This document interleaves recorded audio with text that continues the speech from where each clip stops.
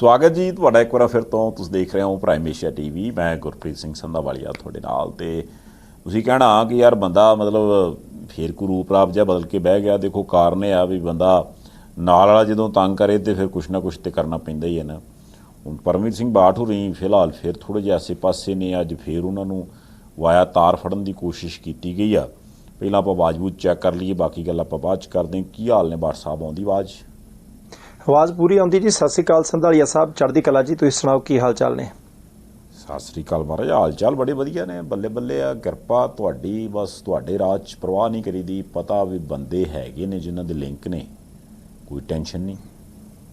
ਨਹੀਂ ਮਹਾਰਾਜ, ਦੇਖੋ ਜਿਹੜੇ ਥਾਂ ਦੇ ਉੱਤੇ ਤੁਸੀਂ ਬੈਠੇ ਆ, ਜਿਸ ਇਲਾਕੇ 'ਚ ਤੁਸੀਂ ਬੈਠੇ ਆ, ਉੱਥੇ ਜੇ ਲਿੰਕਾਂ ਦੀ ਲੋੜ ਹੋਈ ਤਾਂ ਫਿਰ ਇੱਥੇ ਆਉਣਾ ਕੀ ਕਰਨ ਨੂੰ ਸੀ? ਇੱਥੇ ਤਾਂ ਜੇ ਕੰਮ ਕਰੋਗੇ ਰੁਪਈਆ ਧੇਲਾ ਮਿਲਣਾ, ਉਹਦਾ ਆਟਾ ਮਿਲਣਾ। ਜੇ ਨਾ ਕਰੋਗੇ ਤਾਂ ਨਹੀਂ ਮਿਲਣਾ। ਜੇ ਨਹੀਂ ਮਿਲਿਆ ਤਾਂ ਥੋੜਾ ਜਿਹਾ ਸਰਕਾਰ ਨੇ ਦੇ ਦੇਣਾ, ਕਹਿਣਾ ਭੁੱਖ ਰੱਖ ਕੇ ਖਾਣ ਜੋਗੇ ਅਸੀਂ ਦੇ ਦਿੰਨੇ ਆ। ਪੁਲਿਸ ਆਈ ਤਾਂ ਉਹਨੇ ਇਮਾਨਦਾਰੀ ਨਾਲ ਕੰਮ ਕਰਨਾ। ਦਫ਼ਤਰ ਦੇ ਵਿੱਚ ਜਾਓਗੇ ਤਾਂ ਲਾਈਨ ਸਿਰ ਕੰਮ ਹੋਣਾ। ਪਰ ਚਲੋ, ਮੈਂ ਤੁਹਾਡੀ ਗੱਲ ਦੇ ਨਾਲ ਸਹਿਮਤ ਹਾਂ, ਕਿਉਂਕਿ ਤੁਸੀਂ ਲੀਡਰ ਲੋਕ ਹੋ ਤੇ ਤੁਹਾਨੂੰ ਆਦਤ ਹੈ ਕਿ ਭਾਈ ਕੋਈ ਨਾ ਕੋਈ ਲਿੰਕ ਲੱਭ ਕੇ ਰੱਖਣਾ, ਕੋਈ ਨਾ ਕੋਈ ਜੁਗਾੜ ਲਾ ਕੇ ਰੱਖਣਾ। ਕਿਉਂਕਿ ਸਿੱਧਾ ਕੰਮ ਕਰਨ ਦੀ ਆਦਤ ਜੇ ਹੋਈ ਤਾਂ ਫਿਰ ਲੀਡਰ ਕਾਹਦੇ? ਨਹੀਂ, ਉਹ ਨਹੀਂ ਗੱਲ। ਵੇਖੋ ਕਾਰਨ ਹੈ, ਲਿੰਕ ਹੋਣਾ ਬਹੁਤ ਜ਼ਰੂਰੀ ਹੈ ਨਾ। ਕਾਰਨ ਇਹ ਆ ਵੀ ਜਦੋਂ ਕਹਿੰਦੇ ਨਾ ਵੀ ਇਨਸਾਨ ਇੱਕ ਜਿਹੜਾ ਸੋਸ਼ਲ ਮਤਲਬ ਉਹ ਐਨੀਮਲ ਹੈ ਜਾਂ ਪ੍ਰਾਣੀ ਹੈ, ਉਹ ਹੁਣ ਸੋਸ਼ਲਾਈਜੇਸ਼ਨ ਦੇ ਲਈ ਵੀ ਕਈ ਵਾਰ ਬੰਦੇ ਨੂੰ ਲਿੰਕ ਜ਼ਰੂਰੀ ਹੁੰਦੇ। ਇੱਧਰ ਤੇ ਚਲੋ ਅੱਜ ਕੱਲ੍ਹ ਹਰੇਕ ਬੰਦਾ ਆਪਣੇ ਕੰਮ ਨਾਲ ਬਹੁਤਾ ਮਤਲਬ ਰੱਖਦਾ। ਹੁਣ ਤਾਂ ਤੁਸੀਂ ਦੇਖੋ ਵੀ ਜੇ ਬਹੁਤਾ ਕਰਕੇ ਆਪਣੇ ਪੰਜਾਬੀ ਜਿੱਥੇ ਬੈਠੇ ਨੇ ਇਸ ਚੀਜ਼ ਨੂੰ ਸਮਝਦੇ ਹੀ ਹੈ। ਅਗਲਾ ਕਹਿੰਦਾ ਵੀ ਜੇ ਬਰਥਡੇ ਭਾਈ ਸਾਹਿਬ ਬੁੱਧਵਾਰ ਨੂੰ ਆ ਗਿਆ ਪਰ ਮਨਾਉਣਾ ਸ਼ਨੀਵਾਰ ਨੂੰ, ਕਿਉਂਕਿ ਛੁੱਟੀ ਉੱਦਣ ਆ। ਜੇ ਹੁਣ ਮੰਨ ਲਓ ਵੀ ਕੋਈ ਮਾੜੀ ਚੰਗੀ ਘਟਨਾ ਪਰਿਵਾਰ 'ਚ ਵਾਪਰ ਗਈ ਆ ਤੇ ਕੋਈ ਗੱਲ ਨਹੀਂ, ਕਹਿੰਦੇ ਫਰਿੱਜ ਚਲਾ ਲਓ ਯਾਰ, ਐਤਵਾਰ ਨੂੰ ਸੰਸਕਾਰ ਕਰਾਂਗੇ। ਜੇ ਕਿਤੇ ਕੋਈ ਵਿਆਹ ਸ਼ਾਦੀ ਜਾਂ ਕੋਈ ਹੋਰ ਫੰਕਸ਼ਨ ਕਰਨਾ, ਉਹ ਕਹਿੰਦਾ ਯਾਰ ਤੂੰ ਵੀਕ ਡੇਜ ਰੱਖੀ ਆ ਨਾ ਭਰਾਵਾ, ਫਲਾਣੇ ਨੇ ਉੱਥੇ ਸ਼ਿਫਟਾਂ ਲਾਉਣ ਜਾਣਾ। ਸੋ ਇਹਦਾ ਮਤਲਬ ਇਹ ਹੋ ਗਿਆ ਵੀ ਜੇ ਮੰਨ ਲਓ ਸੋਸ਼ਲਾਈਜੇਸ਼ਨ ਵੀ ਹੈਗੀ ਆ, ਜੇ ਜਾਣਾ ਆਉਣਾ ਵੀ ਕਿਤੇ, ਤੇ ਉਹਦੇ ਲਈ ਵੀ ਦਿਨ ਤਿਉਹਾਰ ਸਮਾਂ ਆਪਾਂ ਨੂੰ ਮੁਕਰਰ ਕਰਨਾ ਪੈਂਦਾ। ਇੰਨੇ ਬੰਦਸ਼ ਜੀ ਰਹਿ ਕੇ ਗੱਲ ਬਣਦੀ ਨਹੀਂ ਵੈਸੇ। ਖੈਰ ਨਾ, ਹਾਂ ਨਹੀਂ ਬਣਦੀ, ਸੂਤ 'ਚ ਨਹੀਂ ਆਉਂਦਾ। ਸੰਧਾਲੀਆ ਸਾਹਿਬ, ਮੈਂ ਇੱਕ ਗੱਲ ਦੇ ਲਈ ਪਹਿਲਾਂ ਧੰਨਵਾਦ ਕਰਦੇ ਹਾਂ, ਕਿਉਂਕਿ ਸੈਕਰਾਮੈਂਟੋ ਜਿੱਥੋਂ USA ਤੋਂ ਮੈਂ 1.5 ਪੌਣੇ 2 ਦਿਨ ਲਾ ਕੇ ਆਇਆ। ਪਹਿਲੀ ਗੱਲ ਕਿ ਉੱਥੇ ਸਾਰਿਆਂ ਨੇ ਤੁਹਾਨੂੰ ਵੀ ਬਹੁਤ ਯਾਦ ਕੀਤਾ। ਪ੍ਰਾਈਮ ਏਸ਼ੀਆ ਟੀਵੀ ਦੀ ਸਾਰੀ ਟੀਮ ਨੂੰ ਹੀ ਵੈਸੇ ਤਾਂ ਚੇਤੇ ਕੀਤਾ। ਤੁਸੀਂ ਜਾ ਨਹੀਂ ਸਕੇ, ਪਰ ਉੱਥੋਂ ਦੇ ਜਿੰਨੇ ਵੀ ਸੱਜਣ ਮਿਲੇ ਉਹਨਾਂ ਦਾ ਧੰਨਵਾਦ। ਜਿਨ੍ਹਾਂ ਨੂੰ ਨਹੀਂ ਮਿਲ ਸਕੇ, ਬਹੁਤ ਸਾਰਿਆਂ ਨੇ ਇੱਛਾ ਜ਼ਾਹਿਰ ਕੀਤੀ ਸੀ, ਉਹਨਾਂ ਤੋਂ ਮਾਫੀ। ਅਗਲੀ ਵਾਰੀ ਥੋੜ੍ਹਾ ਜਿਹਾ ਵੱਧ ਸਮਾਂ ਲੈ ਕੇ ਆਪਾਂ ਦੋਏ ਭਰਾ ਜਾਵਾਂਗੇ। ਪਰ ਗਦਰੀ ਬਾਬਿਆਂ ਦੀ ਯਾਦ ਦੇ ਵਿੱਚ ਪ੍ਰੋਗਰਾਮ ਸੀ ਉੱਥੇ, ਬੜਾ ਗੰਭੀਰ ਪ੍ਰੋਗਰਾਮ ਸੀ। ਬੁਲਾਰੇ ਚੰਗੇ ਆਏ ਹੋਏ ਸੀ, ਸੁਣਨ ਦਾ ਦੇਖਣ ਦਾ ਮੌਕਾ ਜਿਹੜਾ ਉਹ ਮਿਲਿਆ। ਤੇ ਸਭ ਤੋਂ ਅਹਿਮ ਗੱਲ, ਕਿਉਂਕਿ ਜਿਸ ਖੇਤਰ ਦੇ ਨਾਲ ਆਪਾਂ ਸੰਬੰਧ ਰੱਖਦੇ ਹਾਂ, ਉੱਥੇ ਨੇੜੇ ਹੀ ਸੈਕਰਾਮੈਂਟੋ ਦੇ ਸਟਾਕਟਨ ਸ਼ਹਿਰ ਦੇ ਗੁਰੂ ਘਰ ਦੇ ਵਿੱਚ ਉਹ ਪ੍ਰਿੰਟਿੰਗ ਪ੍ਰੈਸ ਵੀ ਪਈ ਹੋਈ ਹੈ, ਜਿੱਥੇ ਗਦਰੀ ਬਾਬੇ ਸ਼ਹੀਦ ਕਰਤਾਰ ਸਿੰਘ ਸਰਾਭਾ ਸਾਹਿਬ ਉਸ ਵੇਲੇ ਗਦਰ ਦੀ ਗੂੰਜ ਅਖਬਾਰ ਛਾਪਦੇ ਹੁੰਦੇ ਸੀ। ਉਹ ਕੱਲਾ ਕੱਲਾ ਅੱਖਰ ਚਿਣ ਚਿਣ ਕੇ। ਇਹਦੇ ਤੋਂ ਇਲਾਵਾ ਉਹ ਪੋਸਟ ਆਫਿਸ ਵੀ ਦੇਖਿਆ, ਜਿੱਥੋਂ ਗਦਰੀ ਬਾਬੇ ਉਦੋਂ ਸਾਰਾ ਚੰਦਾ ਇਕੱਠਾ ਕਰਕੇ, ਆਪਦੀ ਕਿਰਤ ਕਰਕੇ, ਖੇਤਾਂ 'ਚ ਕੰਮ ਕਰਕੇ, ਪੈਸੇ ਇਕੱਠੇ ਕਰਕੇ, ਭਾਰਤ ਕਿਉਂਕਿ ਅੰਗਰੇਜ਼ਾਂ ਦਾ ਗੁਲਾਮ ਸੀ, ਤੇ ਉੱਥੇ ਆਜ਼ਾਦੀ ਦੀ ਲਹਿਰ ਦੇ ਲਈ ਯੋਗਦਾਨ ਪਾਉਣ ਦੇ ਲਈ ਪੈਸੇ ਭੇਜਦੇ ਹੁੰਦੇ ਸੀ। ਜਿਹੜਾ ਗੁਰੂ ਘਰ ਉਹਨਾਂ ਦੇ ਸਹਿਯੋਗ ਨਾਲ ਉਸਾਰਿਆ ਗਿਆ, ਜਿਹੜੇ ਰੇਲਵੇ ਸਟੇਸ਼ਨ ਤੋਂ ਚੜ੍ਹਦੇ ਹੁੰਦੇ ਸੀ, ਜਿੱਥੋਂ ਕਿਸ਼ਤੀ ਫੜਦੇ ਹੁੰਦੇ ਸੀ, ਉਹ ਸਾਰੀਆਂ ਚੀਜ਼ਾਂ ਵੇਖਣ ਦਾ ਸੰਧਾਲੀਆ ਸਾਹਿਬ ਮੌਕਾ ਮਿਲਿਆ। ਬਹੁਤ ਕੁਝ ਬੰਦਾ ਉਦੋਂ ਮਹਿਸੂਸ ਕਰਦਾ, ਬਹੁਤ ਸਾਰੀਆਂ ਆਪਦੀਆਂ ਕਮੀਆਂ ਦੀ ਪਹਿਚਾਣ ਕਰਦਾ। ਪਰ ਜਿਨ੍ਹਾਂ ਨੇ ਉਹ ਗਦਰੀ ਬਾਬਿਆਂ ਦੀ ਯਾਦ ਦੇ ਵਿੱਚ ਸਾਰੀ ਪ੍ਰਬੰਧਕੀ ਟੀਮ ਨੇ, ਫਾਊਂਡੇਸ਼ਨ ਵਾਲਿਆਂ ਨੇ ਉਹ ਪ੍ਰੋਗਰਾਮ ਪਿਛਲੇ 20-22 ਸਾਲ ਤੋਂ ਲਗਾਤਾਰ ਕਰਾ ਰਹੇ ਆ, ਉਹਨਾਂ ਦਾ ਵੀ ਧੰਨਵਾਦ। ਤੇ ਲੋਕ ਵੱਧ ਚੜ੍ਹ ਕੇ ਆਏ, ਵੱਡੀ ਗਿਣਤੀ 'ਚ ਆਏ। ਬਹੁਤ ਸਾਰਿਆਂ ਨੂੰ ਕੁਰਸੀਆਂ ਨਹੀਂ ਮਿਲੀਆਂ। ਜਿੰਨੇ ਕੁ ਬੰਦੇ ਹਾਲ ਦੇ ਅੰਦਰ ਸੀ, ਉਨੇ ਕੁ ਬੰਦੇ ਬਾਹਰ ਖੜੇ ਸੀ। ਉਹਨਾਂ ਸਾਰਿਆਂ ਦਾ ਵੀ ਧੰਨਵਾਦ ਕਿ ਤੁਸੀਂ ਅਜੇ ਤੱਕ ਵੀ ਉਹ ਲੋ ਜਿਹੜੀ ਹੈ ਉਹ ਆਪਣੇ ਦਿਲਾਂ 'ਚ ਜਗਦੀ ਰੱਖੀ ਹੈ। ਨਹੀਂ, ਇਹ ਤਾਂ ਗੱਲ ਹੈਗੀ ਆ। ਸੋ ਆਪਾਂ ਮਾਫੀ ਵੀ ਮੰਗੀ ਆ, ਤੁਸੀਂ ਵੀ ਮੰਗ ਲਈ, ਮੈਂ ਵੀ ਮੰਗ ਲਈ। ਨਹੀਂ ਵੀ ਚਲੋ ਕੋਈ ਗੱਲ ਨਹੀਂ, ਰੁਝੇਵੇਂ ਕਿਸੇ ਵੇਲੇ ਇਹੋ ਜਿਹੇ ਆ ਜਾਂਦੇ ਆ। ਅਗਲੀ ਵਾਰ ਜ਼ਰੂਰ ਆਪਾਂ ਗੇੜਾ ਮਾਰਾਂਗੇ। ਪਰ ਤੁਸੀਂ ਇਹ ਗੱਲ ਦੇਖੋ ਵੀ ਹੁਣੇ ਤੁਸੀਂ ਜ਼ਿਕਰ ਕੀਤਾ ਵੀ ਜਿੱਥੇ ਸਟੇਸ਼ਨ ਸੀ, ਪੋਸਟ ਆਫਿਸ ਸੀ, ਹੈ ਨਾ, ਕਿਸ਼ਤੀ ਚੱਲਦੀ ਸੀ, ਉਹ ਚੀਜ਼ਾਂ ਸੰਭਾਲ ਲਈਆਂ, ਸਹੇਜ ਲਈਆਂ, ਹੈ ਨਾ। ਉਹਨਾਂ ਦੀਆਂ ਵੀ ਸੰਭਾਲ ਸਹੇਜ ਲਈਆਂ ਜਿਨ੍ਹਾਂ ਨੇ ਸਿਰਫ ਸੁਪਨਾ ਹੀ ਲਿਆ ਸੀ ਵੀ ਯਾਰ ਆ ਜਿਹੜਾ ਸਾਡਾ ਦੇਸ਼ ਹੈ ਇਹ ਵੀ ਆਜ਼ਾਦ ਹੋਵੇ, ਆ ਜਿਹੜੇ ਬਾਹਰਲੇ ਲੋਕ ਇੱਥੇ ਰਾਜ ਕਰਦੇ ਨੇ ਇਹਨਾਂ ਨੂੰ ਬਾਹਰ ਕੱਢੀਏ। ਆਪਣੇ ਵਾਲੇ ਆਉਣਗੇ, ਆਪਣੇ ਵਾਲਿਆਂ ਦੇ ਵਿੱਚੋਂ ਚੁਣ ਕੇ ਆਉਣਗੇ, ਉਹ ਉਹਨਾਂ ਦਾ ਖਿਆਲ ਰੱਖਣਗੇ, ਆਪਣਾ ਦੇਸ਼ ਵੀ ਤਰੱਕੀ ਕਰੂਗਾ। ਪਰ ਮੈਂ ਸੋਚਦਾ ਵੀ ਕਿੱਥੇ ਤੇ ਤੁਸੀਂ ਦੇਖੋ ਵੀ ਉਹ ਕਿੰਨੇ ਦਹਾਕਿਆਂ ਪੁਰਾਣੀਆਂ ਚੀਜ਼ਾਂ ਜਿਹੜੀਆਂ ਨੇ ਉਹ ਜਦੋਂ ਉਹ ਵਰਤਦੇ ਸੀ ਉਹ ਤੋਂ ਵੀ ਤਾਂ ਪਹਿਲਾਂ ਦੀਆਂ ਹੋਣਗੀਆਂ, ਹੋ ਸਕਦਾ ਸਦੀ ਪੁਰਾਣੀਆਂ ਜਾਂ ਉਹ ਤੋਂ ਵੀ ਪੁਰਾਣੀਆਂ ਹੋਣ, ਉਹ ਅਗਲਿਆਂ ਨੇ ਚੱਲਦੀ ਹਾਲਤ 'ਚ ਰੱਖੀ ਜਾਂਦੇ ਨੇ, ਹੈ ਨਾ, ਵੀ ਉਹ ਅਜੇ ਵੀ ਲੋਕ ਉਹਨੂੰ ਵਰਤਦੇ ਨੇ, ਉਦੋਂ ਵੀ ਵਰਤਦੇ ਹੋਣਗੇ, ਹੁਣ ਵੀ ਚੱਲਦਾ, ਗਾਂ ਵੀ ਚੱਲਦਾ। ਅਤੇ ਜਿਹੜੇ ਦੇਸ਼ ਦੇ ਵਿੱਚ ਉਹਨਾਂ ਨੇ ਸੁਪਨਾ ਲਿਆ ਸੀ ਵੀ ਯਾਰ ਸਾਡਾ ਵੀ ਇਸ ਤਰ੍ਹਾਂ ਦਾ ਹੋਵੇ, ਉੱਥੇ 5 ਸਾਲਾਂ ਯੋਜਨਾ ਦੇ ਵਿੱਚ ਸਕੀਮ ਜੀ ਲਿਆਉਂਦੇ ਨੇ, 5 ਸਾਲਾਂ ਦੇ ਵਿੱਚ ਮਸਾਂ ਕਿਤੇ ਜਾ ਕੇ ਜਾਂ ਤਾਂ ਨੀਂਹ ਪੱਥਰ ਲੱਗਦਾ ਜਾਂ ਮਾੜਾ ਮੋਟ ਪੁੱਟ ਪਟਈਆ ਹੁੰਦਾ। ਉਦੋਂ ਬਾਅਦ ਠੇਕੇਦਾਰ ਸਾਹਿਬ 5 ਸਾਲ ਦਾ ਕਹਿ ਕੇ 15 ਸਾਲਾਂ 'ਚ ਪ੍ਰੋਜੈਕਟ ਬਣਾਉਂਦੇ ਆ, 5 ਵਾਰੀ ਉਹਦਾ ਬਜਟ ਵਧਵਾ ਲੈਂਦੇ ਆ, ਅਤੇ 16ਵੇਂ ਸਾਲ ਜਦੋਂ ਜਾ ਕੇ ਕਿਤੇ ਉਹ ਬਣਦਾ, ਉਹਨੇ 'ਚ ਨੂੰ ਇਹ ਚੇਤਾ ਭੁੱਲ ਜਾਂਦਾ ਵੀ ਰੱਖਿਆ ਕਿਉਂ ਸੀ ਪ੍ਰੋਜੈਕਟ, ਅਤੇ ਕਰਨਾ ਇਹਦਾ ਕੀ ਆ, ਅਤੇ ਅਗਲੇ 5 ਸਾਲਾਂ ਦੇ ਵਿੱਚ ਫੇਰ ਉਹ ਮਿੱਟੀ ਹੋ ਜਾਂਦਾ। ਹੁਣ ਚਾਹੇ ਆਪਾਂ ਸਕੂਲਾਂ ਦੀ ਗੱਲ ਕਰ ਲਈਏ, ਚਾਹੇ ਹਸਪਤਾਲਾਂ ਦੀ ਗੱਲ ਕਰ ਲਈਏ, ਚਾਹੇ ਕੋਈ ਬੱਸ ਅੱਡਿਆਂ ਦੀ ਜਾਂ ਹੋਰ ਪਬਲਿਕ ਪ੍ਰੋਪਰਟੀ ਦੀ ਗੱਲ ਕਰ ਲਈਏ, ਜਾਂ ਸਰਕਾਰੀ ਬਿਲਡਿੰਗਾਂ ਦੀ ਗੱਲ ਕਰ ਲਈਏ, ਉਹਨਾਂ ਦੀ ਹਾਲਤ ਵੇਖ ਕੇ, ਅਤੇ ਜੇ ਅੱਜ ਉਹਨਾਂ ਬਾਬਿਆਂ 'ਚੋਂ ਕੋਈ ਹੋਵੇ ਜਾਂ ਕਿਤੇ ਉਹਨਾਂ ਨੂੰ ਥੋੜ੍ਹਾ ਜਿਹਾ ਮੌਕਾ ਮਿਲੇ ਵੇਖਣ ਦਾ, ਅਤੇ ਉਹਨਾਂ ਆਖੇ ਜੀ ਵੀ ਇਹਦੇ ਲਈ ਮਿਹਨਤ ਕਰਦੇ ਤੁਸੀਂ, ਵੀ ਆਹ ਚੀਜ਼ਾਂ ਇਹਨਾਂ ਨੇ ਬਣਾ ਕੇ ਰੱਖੀਆਂ ਤੁਹਾਡੇ ਲਈ, ਅਤੇ ਕੀ ਬੀਤੂਗੀ ਉਹਨਾਂ 'ਤੇ। ਸੰਧਾਲੀਆ ਸਾਹਿਬ ਬਹੁਤ ਔਖਾ। 3-4 ਘਟਨਾਵਾਂ ਮੈਂ ਸੋਚ ਰਿਹਾ ਸੀ, ਕਿਉਂਕਿ ਜਦੋਂ ਤੁਸੀਂ ਕਿਸੇ ਇੱਕ ਵਿਸ਼ੇਸ਼ ਤਰ੍ਹਾਂ ਦੇ ਮਾਹੌਲ ਦੇ ਵਿੱਚੋਂ ਬਹੁਤ ਸਾਰੀਆਂ ਚੀਜ਼ਾਂ ਮਹਿਸੂਸ ਕਰਕੇ ਆਉਂਦੇ ਆ ਤਾਂ ਰਿਲੇਟ ਕਰਨ ਦਾ ਯਤਨ ਕਰਦੇ ਆ। ਮੈਨੂੰ ਐਂ ਲੱਗਦਾ ਕਿ ਜਿਹੜੀਆਂ ਚੁਣੌਤੀਆਂ ਉਦੋਂ ਗਦਰੀ ਬਾਬਿਆਂ ਦੇ ਸਾਹਮਣੇ ਸੀ, ਅੱਜ ਉਹਦੇ ਤੋਂ ਕਿਤੇ ਵੱਡੀਆਂ ਚੁਣੌਤੀਆਂ ਅੱਜ ਦੀ ਪੀੜ੍ਹੀ ਦੇ ਸਾਹਮਣੇ ਨੇ। ਹਾਲਾਂਕਿ ਉਦੋਂ ਪ੍ਰਤੱਖ ਸੀ ਕਿ ਆਹ ਲੋਕ ਨੇ, ਇਹਨਾਂ ਨੂੰ ਦੇਸ਼ ਦੇ ਵਿੱਚੋਂ ਬਾਹਰ ਕੱਢਣਾ।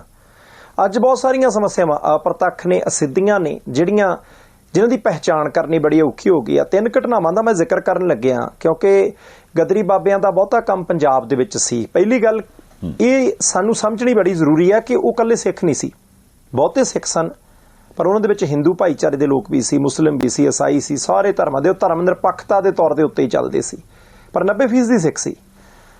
ਇਸੇ ਕਰਕੇ ਬਹੁਤਾ ਕੰਮ ਉਹਨਾਂ ਦਾ ਪੰਜਾਬ 'ਚ ਹੋਇਆ, ਪੰਜਾਬ ਤੋਂ ਬਾਹਰ ਵੀ ਹੋਇਆ, ਪਰ ਬਹੁਤਾ ਪੰਜਾਬ ਦੇ ਵਿੱਚ ਹੋਇਆ। ਮੇਰੇ ਸਾਹਮਣੇ ਜਦੋਂ ਹੁਣ ਮੈਂ ਵਾਪਸ ਆ ਰਿਹਾ ਸੀ ਉਸ ਸਮਾਗਮ ਦੇ ਵਿੱਚੋਂ ਹਿੱਸਾ ਲੈ ਕੇ, ਤਾਂ ਮੈਂ ਸੋਚਦਾ ਸੀ ਕਿ ਕਿੱਡੀ ਵੱਡੀ ਚੁਣੌਤੀ ਹੈ। ਇੱਕ ਪਰਿਵਾਰ ਵਾਲਿਆਂ ਨੇ ਨਸ਼ਾ ਛਡਾਊ ਕੇਂਦਰ ਦੇ ਵਿੱਚ ਆਪਣੇ ਪਰਿਵਾਰ ਦਾ ਜੀ ਪੰਜਾਬ 'ਚ ਭਰਤੀ ਕਰਾਇਆ। ਮੈਂ ਸ਼ਹਿਰ ਦਾ ਥਾਂ ਦਾ ਨਾਂ ਨਹੀਂ ਲੈਣਾ ਕਿਉਂਕਿ ਸਾਰੇ ਪੰਜਾਬ 'ਚ ਇੱਕੋ ਜਿਹੀ ਥਾਂ ਆ। ਨਸ਼ਾ ਛਡਾਊ ਕੇਂਦਰ ਦੇ ਵਿੱਚ ਮੁੰਡਾ ਭਰਤੀ ਕਰਾਇਆ ਸੀ ਤੇ ਉਹਨਾਂ ਨੇ ਇੱਕ ਹੋਰ ਬੰਦਾ ਫੜ ਲਿਆ। ਹੁਣ ਉਹ ਦੇਖੋ ਬੰਦਾ ਕੀ ਕਰਨ ਆਇਆ ਸੀ। ਜਿਹੜਾ ਬੰਦਾ ਨਸ਼ਾ ਛੱਡਣ ਦੇ ਲਈ ਨਸ਼ਾ ਛਡਾਊ ਕੇਂਦਰ 'ਚ ਭਰਤੀ ਕਰਾਇਆ ਸੀ, ਉਹਨੂੰ ਉੱਥੇ ਹੀ ਚਿੱਟਾ ਦੇਣ ਆਇਆ ਸੀ ਉਹ ਸਪਲਾਈ। ਉਹਨੇ ਕਿਤੇ ਅੰਦਰੋਂ ਸੰਪਰਕ ਸਾਧਿਆ ਹੋਣਾ ਕਿ ਭਾਈ ਮੈਨੂੰ ਇੱਥੇ ਘਰਦਿਆਂ ਨੇ ਭਰਤੀ ਤਾਂ ਕਰਾਤਾ, ਤੂੰ ਮੈਨੂੰ ਥੋੜੀ ਜਿਹੀ ਡੋਜ਼ ਫੜਾ ਕੇ ਜਾ। ਜਾਣੀ ਜੇ ਅੱਜ ਨਸ਼ੇ ਦੀ ਸਪਲਾਈ ਕਰਨ ਵਾਲੇ ਨਸ਼ਾ ਛਡਾਊ ਕੇਂਦਰਾਂ ਤੱਕ ਪਹੁੰਚ ਕਰਨ ਨੂੰ ਆਪਣਾ ਅਧਿਕਾਰ ਸਮਝਦੇ ਐ, ਹਾਲਾਂਕਿ ਉਹ ਪਰਿਵਾਰ ਵਾਲੇ ਮੈਂ ਕਹਿੰਦਾ ਕਿ ਚੰਗੇ ਸੀ, ਮੁਸਤੈਦ ਸੀ, ਉਹਨਾਂ ਨੇ ਧਿਆਨ ਰੱਖਿਆ ਕਿ ਭਾਈ ਹਰਕਤ ਕਰਨਗੇ ਜ਼ਰੂਰ। ਜਿਨ੍ਹਾਂ ਨੇ ਮੁੰਡਾ ਪਹਿਲਾਂ ਵਿਗਾੜਿਆ ਉਹਨਾਂ ਨੇ ਫੜਿਆ, ਛੱਤਰ ਵੀ ਫੇਰਿਆ। ਕਾਨੂੰਨ ਹੱਥ 'ਚ ਨਹੀਂ ਲੈਣਾ ਚਾਹੀਦਾ, ਆਪਾਂ ਬ੍ਰੈਕਟਾਂ 'ਚ ਕਹਿ ਦਿੰਦੇ ਆ। ਫਿਰ ਉਹਨਾਂ ਨੇ ਵੀਡੀਓ ਬਣਾਈਆਂ, ਚਿੱਟਾ ਵੀ ਉਹਦੇ ਕੋਲ ਬਰਾਮਦ ਕੀਤਾ। ਇਹ ਵੀ ਕਿਹਾ ਕਹਿੰਦੇ ਅੱਧਾ ਘੰਟਾ ਹੋ ਗਿਆ, ਪੁਲਿਸ ਅਜੇ ਤੱਕ ਆਈ ਨਹੀਂ, ਟੈਲੀਫੋਨ ਕਰੀ ਜਾਂਦੇ ਆ। ਦੂਸਰਾ ਇਹਦੇ ਨਾਲ ਜੁੜਦੀ ਘਟਨਾ, ਮੈਂ ਉਹ ਵੀ ਥਾਂ ਦਾ ਨਾਂ ਨਹੀਂ ਲੈਣਾ, ਪਿਛਲੇ 24 ਘੰਟਿਆਂ ਦੇ ਵਿੱਚ ਹੀ ਹੋਇਆ ਜੋ ਕੁਝ ਹੋਇਆ। ਇੱਕ ਬੰਦਾ ਐਂਟੀ ਕਰਪਸ਼ਨ ਐਕਸ਼ਨ ਲਾਈਨ ਦੇ ਉੱਤੇ ਸ਼ਿਕਾਇਤ ਕਰਦਾ ਹੈ ਕਿ ਇੱਕ ਪਰਚਾ ਮੇਰੇ ਮੁੰਡੇ ਦਾ ਨਾਂ ਉਸ ਪਰਚੇ ਦੇ ਵਿੱਚ ਸ਼ਾਮਲ ਹੈ ਤੇ 50,000 ਰੁਪਈਆ ਮੰਗਦੇ ਆ। ਕਹਿੰਦੇ 50,000 ਦੇ ਦਿਓ, ਨਾ ਕੱਢਦੇ ਨੇ ਤੇਰੇ ਮੁੰਡੇ ਦਾ ਪਰਚੇ ਚੋਂ। 10,000 ਉਹ ਕਹਿੰਦਾ ਮੈਂ ਦੇਤਾ, 10 ਅੱਜ ਦੇਣ ਜਾਣਾ, ਕਿਰਪਾ ਕਰਕੇ ਖੜਾ ਛਡਾਓ, ਕੱਲ ਨੂੰ ਹੋਰ ਮੰਗਣਗੇ। ਹੁਣ ASI ਸਾਹਿਬ ਜਿਨ੍ਹਾਂ ਨੇ 10,000 ਹੋਰ ਲੈਣਾ ਸੀ ਅਗਲੀ ਕਿਸ਼ਤ ਜੀ, ਉਹਨਾਂ ਨੇ ਪੈਸੇ ਫੜ ਲਏ। ਇੰਨੇ ਨੂੰ ਉਹਨਾਂ ਦੀ ਨਿਗਾਹ ਪੈ ਗਈ ਕਿ ਭਾਈ ਵਿਜੀਲੈਂਸ ਵਾਲੇ ਆ ਗਏ। ਉਹ ਬੰਦੇ ਨੇ ਆਪਣੀ ਕਾਰ ਸਵਿਫਟ ਕਾਰ ਭਜਾ ਲਈ ASI ਸਾਹਿਬ ਨੇ, ਨਾਲ ਇੱਕ ਹੋਰ ਬੰਦਾ। ਵਿਜੀਲੈਂਸ ਵਾਲੇ ਨੇ ਗੱਡੀਆਂ ਮਗਰ ਲਾ ਲਈਆਂ। ਅੱਗੇ ਜਾ ਕੇ ASI ਦੀ ਕਾਰ ਚੱਕੜ 'ਚ ਫਸ ਗਈ। ਉਹਨੇ ਆਪਣੀ ਕਾਰ ਉੱਥੇ ਛੱਡੀ ਤੇ ਥੋੜਾ ਜਿਹਾ ਫਰਕ ਸੀ ਵਿਜੀਲੈਂਸ ਵਾਲਿਆਂ ਤੋਂ ਉਹਦੇ ਵਿੱਚ। ਉੱਥੇ ਕੋਈ ਬੰਦੇ ਖੜੇ ਹੋਣਗੇ ਕਿਉਂਕਿ ਪੁਲਿਸ ਵਾਲਾ ਬੰਦਾ ਵਰਦੀ ਸੀ, ਜਿਹਨੇ ਰਿਸ਼ਵਤ ਵੀ ਲਈ ਸੀ, ਭੱਜਿਆ ਜਾਂਦਾ ਸੀ। ਉਹ ਕਹਿੰਦਾ ਜੀ ਮੇਰੀ ਕਾਰ ਆ ਦੇਖੋ ਚੱਕੜ 'ਚ ਫਸ ਗਈ ਆ, ਮੈਂ ਮੂਹਰੇ ਕੋਈ ਬੰਦਾ ਫੜਨ ਜਾਣਾ, ਕਿਸੇ ਦੀ ਸਕੂਟੀ ਲੈ ਕੇ ਭੱਜ ਗਿਆ। ਹੁਣ ਆਮ ਬੰਦਾ ਜਿਹੜਾ ਦੁਕਾਨੇ ਖੜਾ, ਉਹ ਪੁਲਿਸ ਵਾਲੇ ਨੂੰ ਸਕੂਟੀ ਦਊਗਾ ਕਿ ਭਾਈ ਇਹ ਕੋਈ ਮੁਜਰਮ ਫੜਨ ਚੱਲਿਆ ਹੋਣਾ, ਉਹਨੂੰ ਇਹ ਥੋੜੀ ਪਤਾ ਕਿ ਆਪ ਹੀ ਮੁਜਰਮ ਆ। ਮਿੰਟਾਂ ਦੇ ਵਿੱਚ ਹੀ ਵਿਜੀਲੈਂਸ ਵਾਲੇ ਆ ਗਏ। ਉਹਨਾਂ ਨੇ ਆਣ ਕੇ ਉਹਦੀ ਗੱਡੀ ਚੈੱਕ ਕੀਤੀ, ਵਿੱਚੋਂ ਥੋੜੀ ਜਿਹੀ ਫੀਮ ਵੀ ਲੱਭੀ, ਥੋੜਾ ਜਿਹਾ ਹੋਰ ਨਸ਼ਾ ਵੀ ਲੱਭਾ, ਉਹ ਰਿਸ਼ਵਤ ਵਾਲਾ 10,000 ਵੀ ਲੱਭਿਆ। ASI ਸਾਹਿਬ ਦੀ ਭਾਲ ਜਾਰੀ ਹੈ। ਤੀਸਰੀ ਘਟਨਾ ਅੰਮ੍ਰਿਤਸਰ ਦੀ ਹੈ, ਗੁਰਬਖਸ਼ ਨਗਰ ਹੈ ਉੱਥੇ। ਅੰਮ੍ਰਿਤਸਰ ਸਿਫਤੀ ਦਾ ਘਰ, ਗੁਰੂ ਸਾਹਿਬ ਦੇ ਨਾਲ ਸੰਬੰਧਿਤ ਸਥਾਨ ਜਿਸ ਸ਼ਹਿਰ ਦੇ ਵਿੱਚ ਨੇ, ਲੋਕਾਂ ਨੇ ਵੀਡੀਓ ਬਣਾਈ। ਇੱਕ ਬੰਦਾ ਨਸ਼ਾ ਵੇਚਣ ਆਉਂਦਾ ਹੈ, ਇੰਤਜ਼ਾਰ ਪਹਿਲਾਂ ਹੀ ਕੁਝ ਮੁੰਡੇ ਕਰ ਰਹੇ ਆ, ਤੇ ਜਦੋਂ ਨਸ਼ਾ ਵੇਚਣ ਆਉਂਦਾ ਕਤਾਰ ਬੰਨ ਕੇ ਖੜੇ ਬੈਠ ਜਾਂਦੇ ਸੰਧਾਲੀਆ ਸਾਹਿਬ। ਉਹ ਕੱਲੇ ਕੱਲੇ ਨੂੰ ਉਹਨਾਂ ਦੇ ਜਿੰਨੇ ਪੈਸੇ ਆਏ ਹੋਣਗੇ ਉਸ ਹਿਸਾਬ ਨਾਲ ਨਸ਼ਾ ਦਿੰਦਾ, ਵੀਡੀਓ ਬਣ ਜਾਂਦੀ ਹੈ, ਉੱਥੇ ਬਹਿ ਕੇ ਨਸ਼ਾ ਕਰਨ ਲੱਗ ਪੈਂਦੇ ਆ। ਮੈਂ ਨਹੀਂ ਕਹਿੰਦਾ ਕਿ ਬਾਦਲ ਸਾਹਿਬ ਦੀ ਸਰਕਾਰ, ਕੈਪਟਨ ਸਾਹਿਬ ਦੀ ਸਰਕਾਰ, ਚੰਨੀ ਸਾਹਿਬ ਦੀ ਸਰਕਾਰ, ਭਗਵੰਤ ਮਾਨ ਸਾਹਿਬ ਦੀ ਸਰਕਾਰ ਨੇ ਇਸ ਪਾਸੇ ਕੀਤਾ ਕੁਝ ਨਹੀਂ। ਕੀਤਾ ਹੋਣਾ 20-25 ਹਜ਼ਾਰ ਤਾਂ ਸਾਰਿਆਂ ਨੇ ਪਰਚੇ ਕੀਤੇ, 40 ਹਜ਼ਾਰ ਬੰਦਾ ਅੰਦਰ ਦਿੱਤਾ। ਪਰ ਜੇ ਡਰ ਹੋਵੇ ਨਾ ਤਾਂ ਸੰਧਾਲੀਆ ਸਾਹਿਬ ਬੰਦੇ ਕਤਾਰ 'ਚ ਲੈਣ ਲਾ ਕੇ ਬਹਿ ਕੇ ਨਸ਼ਾ ਨਹੀਂ ਖਰੀਦਦੇ। ਫਿਰ ਬੰਦਾ ਇਸ ਤਰੀਕੇ ਨਸ਼ਾ ਵੇਚਣ ਹੀ ਆਉਂਦਾ। ਤੇ ਉਹ ਇਲਾਕੇ ਵਾਲੇ ਕਹਿੰਦੇ ਜੀ ਰੋਜ਼ ਇਹੀ ਕੰਮ ਆ, ਰੋਜ਼ ਆਉਂਦੇ ਆ, ਪਰ ਸਮਾਂ ਕਦੇ ਸਵੇਰ ਦਾ ਹੁੰਦਾ, ਕਦੇ ਦੁਪਹਿਰ ਦਾ ਹੁੰਦਾ, ਕਦੇ ਸ਼ਾਮ ਦਾ ਹੁੰਦਾ, ਸਪਲਾਈ ਇਹਨਾਂ ਨੂੰ ਇੱਥੇ ਹੁੰਦੀ ਹੈ। ਉਹ ਕਹਿੰਦੇ ਦੱਸਿਆ ਵੀ ਕਈ ਵਾਰੀ ਪ੍ਰਸ਼ਾਸਨ ਨੂੰ ਕਾਰਵਾਈ ਕੋਈ ਨਹੀਂ ਹੁੰਦੀ। ਹੁਣ ਕਹਿੰਦੇ ਵੀਡੀਓ ਬਣਾ ਕੇ ਬਾਰੇ ਇਸੇ ਕਰਕੇ ਕੀਤੀ ਹੈ ਕਿ ਸਾਡਾ ਦੁੱਖ ਮੜ ਜਾ ਦੂਰ ਕਰੋ। ਸੰਧਾਲੀਆ ਸਾਹਿਬ ਮਣੀਪੁਰ ਵਾਲੀਆਂ ਘਟਨਾਵਾਂ, ਹਰਿਆਣੇ ਦੇ ਨੂੰਹ ਖੇਤਰ ਦੀਆਂ ਘਟਨਾਵਾਂ, ਆ 3 ਛੋਟੀਆਂ ਵੈਸੇ ਹੀ ਘਟਨਾਵਾਂ ਮੈਂ ਜਿਹੜੀਆਂ ਦੱਸੀਆਂ, ਗੱਲ ਤੁਹਾਡੀ ਠੀਕ ਹੈ। ਗਦਰੀ ਬਾਬਿਆਂ ਨੇ ਅਮਰੀਕਾ ਦੀ ਧਰਤੀ ਦੇ ਉੱਤੇ ਬੈਠ ਕੇ ਜਿਹੜਾ ਸੁਪਨਾ ਲਿਆ ਸੀ, ਜਿਸ ਸੁਪਨੇ ਦੀ ਖਾਤਰ ਕਿ ਭਾਈ ਸਾਡੇ ਦੇਸ਼ ਦੇ ਲੋਕ ਬੜੇ ਆਰਾਮ ਦੇ ਨਾਲ ਅਮਨ ਪਸੰਦ ਸ਼ਹਿਰੀ ਬਣ ਕੇ ਜੀਵਨ ਜਿਉਣ, ਹੱਕ ਸੱਚ ਦੇ ਉੱਤੇ ਪਹਿਰਾ ਦੇਣ, ਇਸ ਕਰਕੇ ਅਮਰੀਕਾ ਛੱਡ ਕੇ ਉਹ ਪੰਜਾਬ ਤਾਂ ਨਹੀਂ ਸੀ ਆਏ, ਇਸ ਕਰਕੇ ਉਹਨਾਂ ਨੇ ਫਾਂਸੀਆਂ ਦੇ ਰੱਸੇ ਤਾਂ ਨਹੀਂ ਸੀ ਚੁੰਮੇ। ਸ਼ਾਇਦ ਜਵਾਬ ਤਾਂ ਉਹ ਮੰਗਦੇ ਹੀ ਹੈ, ਤੇ ਜਵਾਬ ਉਹ ਸਾਡੇ ਕੋਲੋਂ ਮੰਗਦੇ ਆ ਭਾਈ। ਨਹੀਂ ਜਵਾਬ ਤੇ ਹੁਣ ਪੱਕਾ ਹੀ ਜਵਾਬ ਹੋਇਆ ਪਿਆ। ਤੁਸੀਂ ਦੇਖੋ ਵੀ ਆ ਜਿਹੜੀਆਂ 2-3 ਘਟਨਾਵਾਂ ਹੋ ਸਕਦਾ ਸੁਣਨ ਲੱਗੇ ਯਾਰ ਇਹਦੇ ਹੁੰਦੀਆਂ ਆ ਕੋਈ ਤੱਤੀ ਜੀ ਖਬਰ ਸੁਣਾਓ ਯਾਰ, ਕਿਹੜੇ ਲੀਡਰ ਨੇ ਬਿਆਨ ਮਾਰਿਆ ਦੂਜੇ ਦੇ ਗਿੱਟਿਆਂ 'ਚ।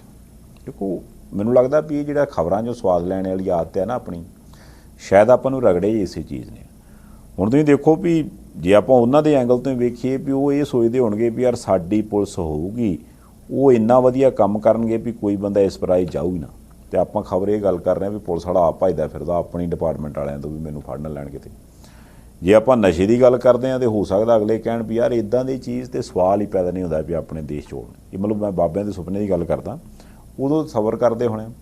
ਤੇ ਅੱਜ ਦੀ ਡੇਟ ਦੇ ਵਿੱਚ ਮੇਰੇ ਖਿਆਲ ਨਾਲ ਜੇ ਕਿਤੇ ਲਿਖਣ ਬਹਿ ਜੀ ਵੀ ਕਿੰਨੀ ਤਰ੍ਹਾਂ ਦੇ ਪਾਏ ਜਾਂਦੇ ਆ, ਤੇ ਉਹਦੇ 'ਚੋਂ ਕਿੰਨੇ ਕੁ ਲੀਗਲੀ ਵੇਚੇ ਜਾਂਦੇ, ਕਿੰਨੇ ਇਲੀਗਲੀ ਵੇਚੇ ਜਾਂਦੇ, ਤੇ ਕਿੰਨੇ ਅਗਲੇ ਜੇ ਸੰਘਰਸ਼ ਵੀ ਹੁੰਦਾ ਵੀ ਇਹ ਜੀ ਯਾਰ ਫਲਾਨੇ ਸਟੇਟ ਦੇ ਵਿੱਚ ਇਹ ਨਸ਼ਾ ਹੈਗਾ ਤੇ ਇਸ ਸਟੇਟ ਦੇ ਵਿੱਚ ਕਿਉਂ ਨਹੀਂ ਤੁਸੀਂ ਇਸ ਚੀਜ਼ ਨੂੰ ਖੁੱਲ੍ਹ ਦਿੰਦੇ। ਇਹ ਤੇ ਖੁੱਲ੍ਹ ਚਾਹੀਦੀ ਹੈ, ਸਾਨੂੰ ਧਰਨਾ ਦਿਆਂਗੇ ਅਸੀਂ ਇਹਦੇ ਲਈ। ਹੁਣ ਮੈਂ ਨਹੀਂ ਕਹਿੰਦਾ ਚਲੋ ਮਾੜੀ ਚੰਗੀ, ਪਰ ਫਿਰ ਵੀ ਇਹ ਜਿਹੜੇ ਬੰਦੇ ਇਸ ਰਾਹ ਪੈ ਗਏ ਜਾਂ ਤੁਰ ਗਏ ਜਾਂ ਪਾ ਦਿੱਤੇ ਗਏ ਜਾਂ ਮਜਬੂਰੀ ਵਸ ਪੈ ਗਏ, ਜਿਵੇਂ ਵੀ ਪੈ ਗਏ, ਮੰਨ ਲਓ ਉਹਨਾਂ 'ਚੋਂ ਕੋਈ 2 ਬੰਦੇ ਉਹਨਾਂ ਨੂੰ ਰਸਤੇ 'ਚ ਮਿਲਣ ਤੇ ਉਧਰੋਂ ਗਾਂਹ ਬਾਬੇ ਮਿਲ ਪੈਣ ਤੇ ਆਖਣ ਵੀ ਬੰਦਿਆ ਗੱਲ ਆ ਵੀ ਤੇਰੀ ਲੋੜ ਪੈ ਗਈ ਆ ਹੁਣ ਦੇਸ਼ ਲਈ, ਤੇ ਹੁਣ ਸਿਰ ਦੇਣਾ ਪੈਣਾ, ਸੁਣਾ ਕਿੱਦਾਂ ਗੱਲਾਂ ਬਾਤਾਂ। ਤੇ ਹੋ ਸਕਦਾ ਅਗਲਾ ਬੰਦਾ ਉਦੋਂ ਮੌਕੇ 'ਤੇ ਆਖੇ ਵੀ ਉਹ ਤੇ ਦੇ ਦਿਆਂਗੇ, ਤੇ ਗ੍ਰਾਮੀ ਹੈਗੀ ਹੈ ਕੋਈ ਥੋੜ੍ਹਾ ਜਿਹਾ ਪ੍ਰਬੰਧ, ਫਿਰ ਥੋੜ੍ਹਾ ਸਰੀਰ ਕਾਇਮ ਹੋਊਗਾ ਫਿਰ ਹੀ ਸੀਸ ਦਿਆਂਗੇ, ਉੱਦਾਂ ਅਸੀਂ ਕਿੱਥੋਂ ਜਾ ਕੇ ਸਿਰ ਦੇ ਦੇਣਾ, ਤੇ ਉਹਨਾਂ 'ਤੇ ਕੀ ਬੀਤੂਗੀ। ਪਰ ਹੁਣ ਇਹ ਵੀ ਗੱਲ ਹੈ ਵੀ ਜੇ ਆਪਾਂ ਇਹ ਕਹੀਏ ਵੀ ਇਹ ਸਾਰੇ ਕੁਛ ਲਈ ਕਸੂਰਵਾਰ ਲੋਕ ਨੇ, ਤੇ ਇੱਦਾਂ ਨਹੀਂ ਹੈਗਾ। ਕਸੂਰਵਾਰ ਤੇ ਉਹੀ ਨੇ ਨਾ ਜਿਨ੍ਹਾਂ ਨੇ ਉਦੋਂ ਮਨ ਬਣਾਇਆ ਸੀ ਵੀ ਠੀਕ ਹੈ ਜੀ ਇਹ ਪਹਿਲੇ ਤੁਸੀਂ ਲਾ ਦਿਓ ਚੌਧਰੀ, ਅਸੀਂ ਨਵੇਂ ਚੌਧਰੀ ਬਣ ਕੇ ਆਵਾਂਗੇ, ਅਸੀਂ ਤੁਹਾਨੂੰ ਕਰਕੇ ਦਿਖਾਵਾਂਗੇ ਵੀ ਦੇਸ਼ ਨੂੰ ਕਿੱਦਾਂ ਚਲਾਈਦਾ, ਮੁਲਕ ਨੂੰ ਕਿੱਦਾਂ ਚਲਾਈਦਾ।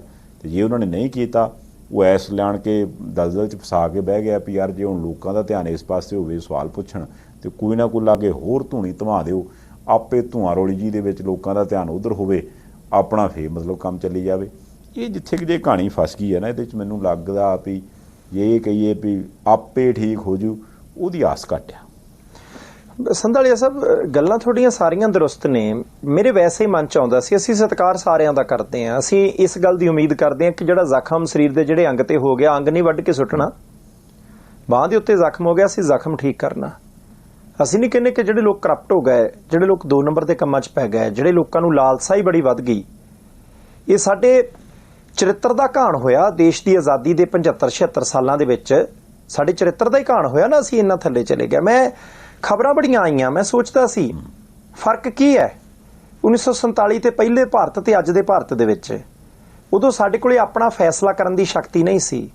ਅੰਗਰੇਜ਼ਾਂ ਨੂੰ ਪਹਿਲਾਂ ਈਸਟ ਇੰਡੀਆ ਕੰਪਨੀ ਨੂੰ, ਮੁੜ ਕੇ ਬ੍ਰਿਟਿਸ਼ ਰੂਲ ਨੂੰ ਜੋ ਚੰਗਾ ਲੱਗਦਾ ਸੀ ਉਹ ਕਾਨੂੰਨ ਬਣਦਾ ਸੀ, ਉਹ ਸਾਡੇ ਤੇ ਲਾਗੂ ਕਰਦੇ ਸੀ। 1947 ਤੋਂ ਪਹਿਲੀ ਗੱਲ।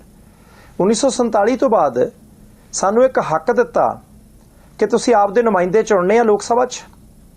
ਉਹ ਨੁਮਾਇੰਦੇ ਪਾਰਲੀਮੈਂਟ ਦੇ ਵਿੱਚ ਬੈਠ ਕੇ ਤੁਹਾਡੇ ਕਿਉਂਕਿ ਚੁਣੇ ਹੋਣੇ ਆ, ਤੇ ਉਹਨਾਂ ਨੇ 5 ਸਾਲਾਂ ਬਾਅਦ ਫਿਰ ਵੋਟਾਂ ਲੈਣੀਆਂ, ਉਹ ਤੁਹਾਡੇ ਲਈ ਤੁਹਾਡੇ ਹੱਕ ਦੇ ਕਾਨੂੰਨ ਬਣਾਉਣਗੇ। ਇਹੀ ਗੱਲ ਹੈ ਨਾ, ਜਾਣੀ ਆਜ਼ਾਦੀ ਪ੍ਰਾਪਤੀ ਦੇ ਲਈ ਜਿੰਨੀਆਂ ਕੁਰਬਾਨੀਆਂ ਦਿੱਤੀਆਂ ਗਈਆਂ, ਫਾਂਸੀ ਦੇ ਰੱਸੇ ਚੁੰਮੇ, ਕਾਲੇ ਪਾਣੀ ਦੀਆਂ ਸਜ਼ਾਵਾਂ, ਪ੍ਰਾਪਰਟੀਆਂ ਕੁਰਕ ਕਰਾਈਆਂ, ਕਿੰਨਾ ਤਸ਼ੱਦਦ ਸਹਿਣ ਕੀਤਾ, ਕਿੱਡੇ ਵੱਡੇ ਮੋਰਚੇ ਲੱਗੇ, ਤੇ ਉਹਦਾ ਨਿਚੋੜ ਕੀ ਨਿਕਲਿਆ, ਉਹਦਾ ਨਤੀਜਾ ਕੀ ਨਿਕਲਿਆ, ਉਹਦਾ ਐਂਡ ਪ੍ਰੋਡਕਟ ਕੀ ਨਿਕਲਿਆ ਸੀ ਸਾਡੀ ਪਾਰਲੀਮੈਂਟ।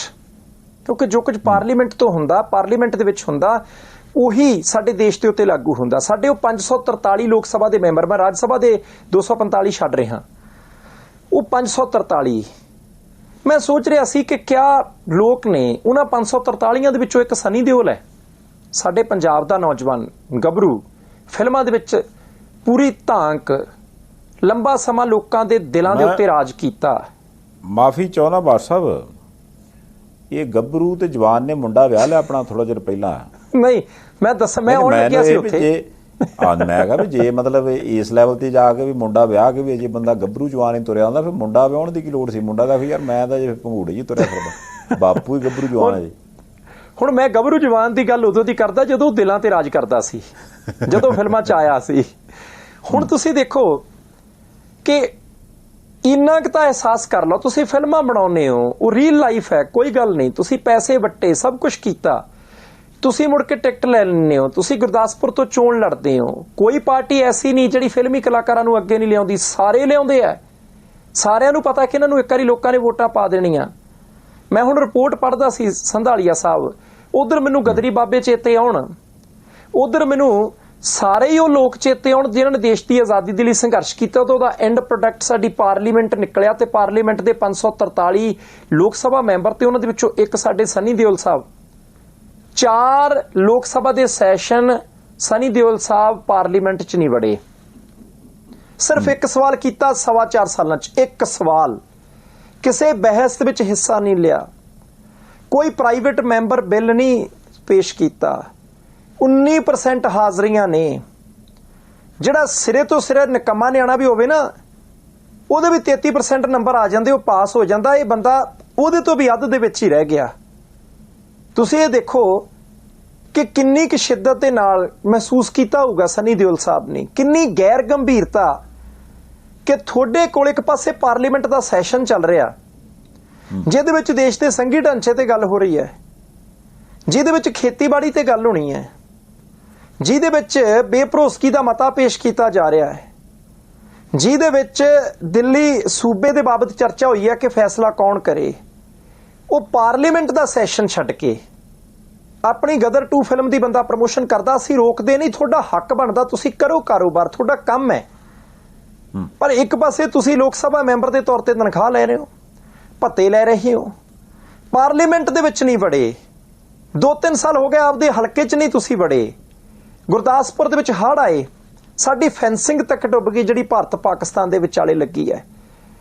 ਕਰਤਾਰਪੁਰ ਦਾ ਲਾਂਘਾ ਜਿਹੜਾ ਖੁੱਲਿਆ ਸੀ, 2-3 ਦਿਨ ਯਾਤਰਾ ਬੰਦ ਰਹੀ, ਲੋਕਾਂ ਦੇ ਖੇਤਾਂ ਦੇ ਵਿੱਚ ਪਾਣੀ ਆ ਗਿਆ, ਲੋਕਾਂ ਦੇ ਘਰ ਡੁੱਬੇ, ਲੋਕਾਂ ਨੇ ਪੱਲੇ ਕੱਖ ਨਹੀਂ ਰਿਹਾ ਜਿਹਨਾਂ ਦੇ ਘਰ ਡੁੱਬੇ ਨੇ। ਲੋਕਾਂ ਨੂੰ ਆਪਣੇ ਘਰ ਛੱਡ ਕੇ ਸੁਰੱਖਿਅਤ ਥਾਵਾਂ ਤੇ ਆਉਣਾ ਪਿਆ। ਤੁਸੀਂ ਕਦੇ ਜੋਧਪੁਰ ਹੁੰਨੇ ਹੋ, ਤੁਸੀਂ ਕਦੇ ਦਿੱਲੀ ਹੁੰਨੇ ਹੋ, ਤੁਸੀਂ ਕਦੇ ਮੁੰਬਈ ਹੁੰਨੇ ਹੋ, ਤੁਸੀਂ ਕਦੇ ਰੋਹਤਕ ਹੁੰਨੇ ਹੋ, ਤੁਸੀਂ ਅੰਮ੍ਰਿਤਸਰ ਆਉਨੇ ਹੋ, ਤੁਸੀਂ ਸ਼੍ਰੀ ਦਰਬਾਰ ਸਾਹਿਬ ਮੱਥਾ ਟੇਕਿਆ, ਤੁਹਾਡਾ ਧੰਨਵਾਦ, ਤੁਹਾਡੀ ਆਸਥਾ ਹੋਏਗੀ। ਤੁਸੀਂ ਬਾਹਰ ਆ ਕੇ ਪ੍ਰੈਸ ਨਾਲ ਗੱਲਾਂ ਕਰਦੇ ਹੋ ਕਿ ਜੀ ਮੈਂ ਪੋਲੀਟੀਕਲ ਗੱਲ ਕੋਈ ਨਹੀਂ ਕਰਨੀ, ਬਹੁਤ ਚੰਗੀ ਗੱਲ ਹੈ, ਤੁਸੀਂ ਮੱਥਾ ਟੇਕਣ ਆਏ ਹੋ, ਪੋਲੀਟੀਕਲ ਗੱਲ ਨਾ ਕਰੋ। ਪਰ ਤੁਸੀਂ ਪੋਲੀਟੀਕਲ ਬੰਦੇ ਹੋਣ ਦੇ ਨਾਤੇ ਇਲੈਕਸ਼ਨ ਲੜੀ, ਤੁਸੀਂ ਤਨਖਾਹ ਤਾਂ ਲੈ ਰਹੇ ਹੋ, ਤੁਸੀਂ ਸਰਕਾਰੀ ਗੱਡੀਆਂ ਤਾਂ ਵਰਤ ਰਹੇ ਹੋ, ਤੁਸੀਂ ਸਰਕਾਰੀ ਸਿਕਿਉਰਿਟੀ ਤਾਂ ਵਰਤ ਰਹੇ ਹੋ, ਤੁਹਾਡੇ ਨਾਂ ਦੇ ਉੱਤੇ ਲੋਕਾਂ ਦੇ ਟੈਕਸ ਦੇ ਪੈਸੇ ਦੇ ਵਿੱਚੋਂ ਇੱਕ ਦਿੱਲੀ ਦਾ ਘਰ ਰਿਜ਼ਰਵ ਪਿਆ। ਇਦਾਂ ਨਹੀਂ ਸੀ ਚਾਹੀਦਾ। ਹੁਣ ਮੈਂ ਸੋਚ ਰਿਹਾ ਸੀ, ਜੇ ਤੁਸੀਂ ਨਹੀਂ ਨਿਭਾ ਸਕਦੇ ਨਾ ਲਓ ਟਿਕਟਾਂ, ਤੁਸੀਂ ਨਹੀਂ ਨਿਭਾ ਸਕਦੇ ਮੁੜ ਕੇ ਛੱਡ ਦਿਓ ਲੋਕ ਸਭਾ ਦੀ ਮੈਂਬਰੀ।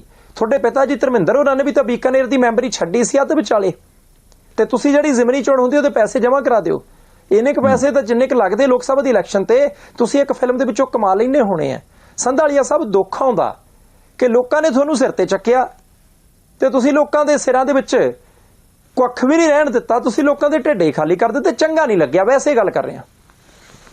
ਇਹ ਗੱਲਾਂ ਤੁਹਾਡੀਆਂ ਸਾਰੀਆਂ ਠੀਕ ਨੇ, ਜਾਇਜ਼ ਨੇ, ਪਰ ਕਾਰਨ ਇਹ ਆ ਵੀ ਇਹਦੇ ਲਈ ਕੀਤਾ ਕੀ ਜਾ ਸਕਦਾ। ਹੁਣ ਕੀਤਾ ਤੇ ਕੁਝ ਵੀ ਨਹੀਂ ਜਾ ਸਕਦਾ ਨਾ, ਕਿਉਂਕਿ ਸਨੀ ਦਿਓਲ ਸਾਹਿਬ ਕਿਹੜਾ ਵੀ ਆਪ ਆਂਦੇ ਵੀ ਲਓ ਵੀ ਮੈਂ ਗੁਰਦਾਸਪੁਰ ਤੋਂ MP, ਅਗਲਿਆਂ ਨੇ ਤੇ ਸਿਰਫ ਉੱਥੇ ਜਾ ਕੇ ਕਿਹਾ ਸੀ ਵੀ ਮੈਨੂੰ ਟਿਕਟ ਮਿਲੀ ਆ, ਤੁਸੀਂ ਮੈਨੂੰ ਵੋਟਾਂ ਪਾਓ, ਲੋਕਾਂ ਵੋਟਾਂ ਪਾਈਆਂ ਤਾਂ ਹੀ MP ਬਣੇ ਨੇ। ਪਰ ਹਾਂ ਚਲੋ ਉਸ ਤੋਂ ਬਾਅਦ ਜਿੰਨੀਆਂ ਗੱਲਾਂ ਤੁਸੀਂ ਸੁਣਾਈਆਂ, ਪਾਕਿਸਤਾਨ ਇੱਦਾਂ ਹੋ ਗਿਆ, ਪਾਕਿਸਤਾਨ ਉੱਦਾਂ ਹੋ ਗਿਆ, ਤੇ ਮੈਨੂੰ ਉਹਨਾਂ ਦੀ ਫਿਲਮ ਮੇਰਾ ਖਿਆਲ ਪਹਿਲੀ 'ਚ ਵੀ ਸੀਗਾ ਇਹ ਡਾਇਲੋਗ, ਸ਼ਾਇਦ ਹੋਣ ਵਾਲੀ 'ਚ ਵੀ ਹੋਵੇ ਵੀ ਅਗਰ ਸਾਰਾ ਕੁਛ ਹੀ ਰੁੜ ਗਿਆ, ਸਾਰਾ ਕੁਛ ਹੀ ਹਟ ਗਿਆ ਤੇ ਕੀ ਗੱਲ ਤਾਰਾ ਪਾਕਿਸਤਾਨ ਨਹੀਂ ਜਾਏਗਾ? ਤਾਰਾ ਤੇ ਪਾਕਿਸਤਾਨ ਜਾਏਗਾ ਸ਼ੌਕੀਨਾਂ ਨੂੰ ਲੈਣ। ਸੋ ਅਗਲੇ ਦਾ ਕੰਮ ਇਸ ਵੇਲੇ ਸੈੱਟ ਆ।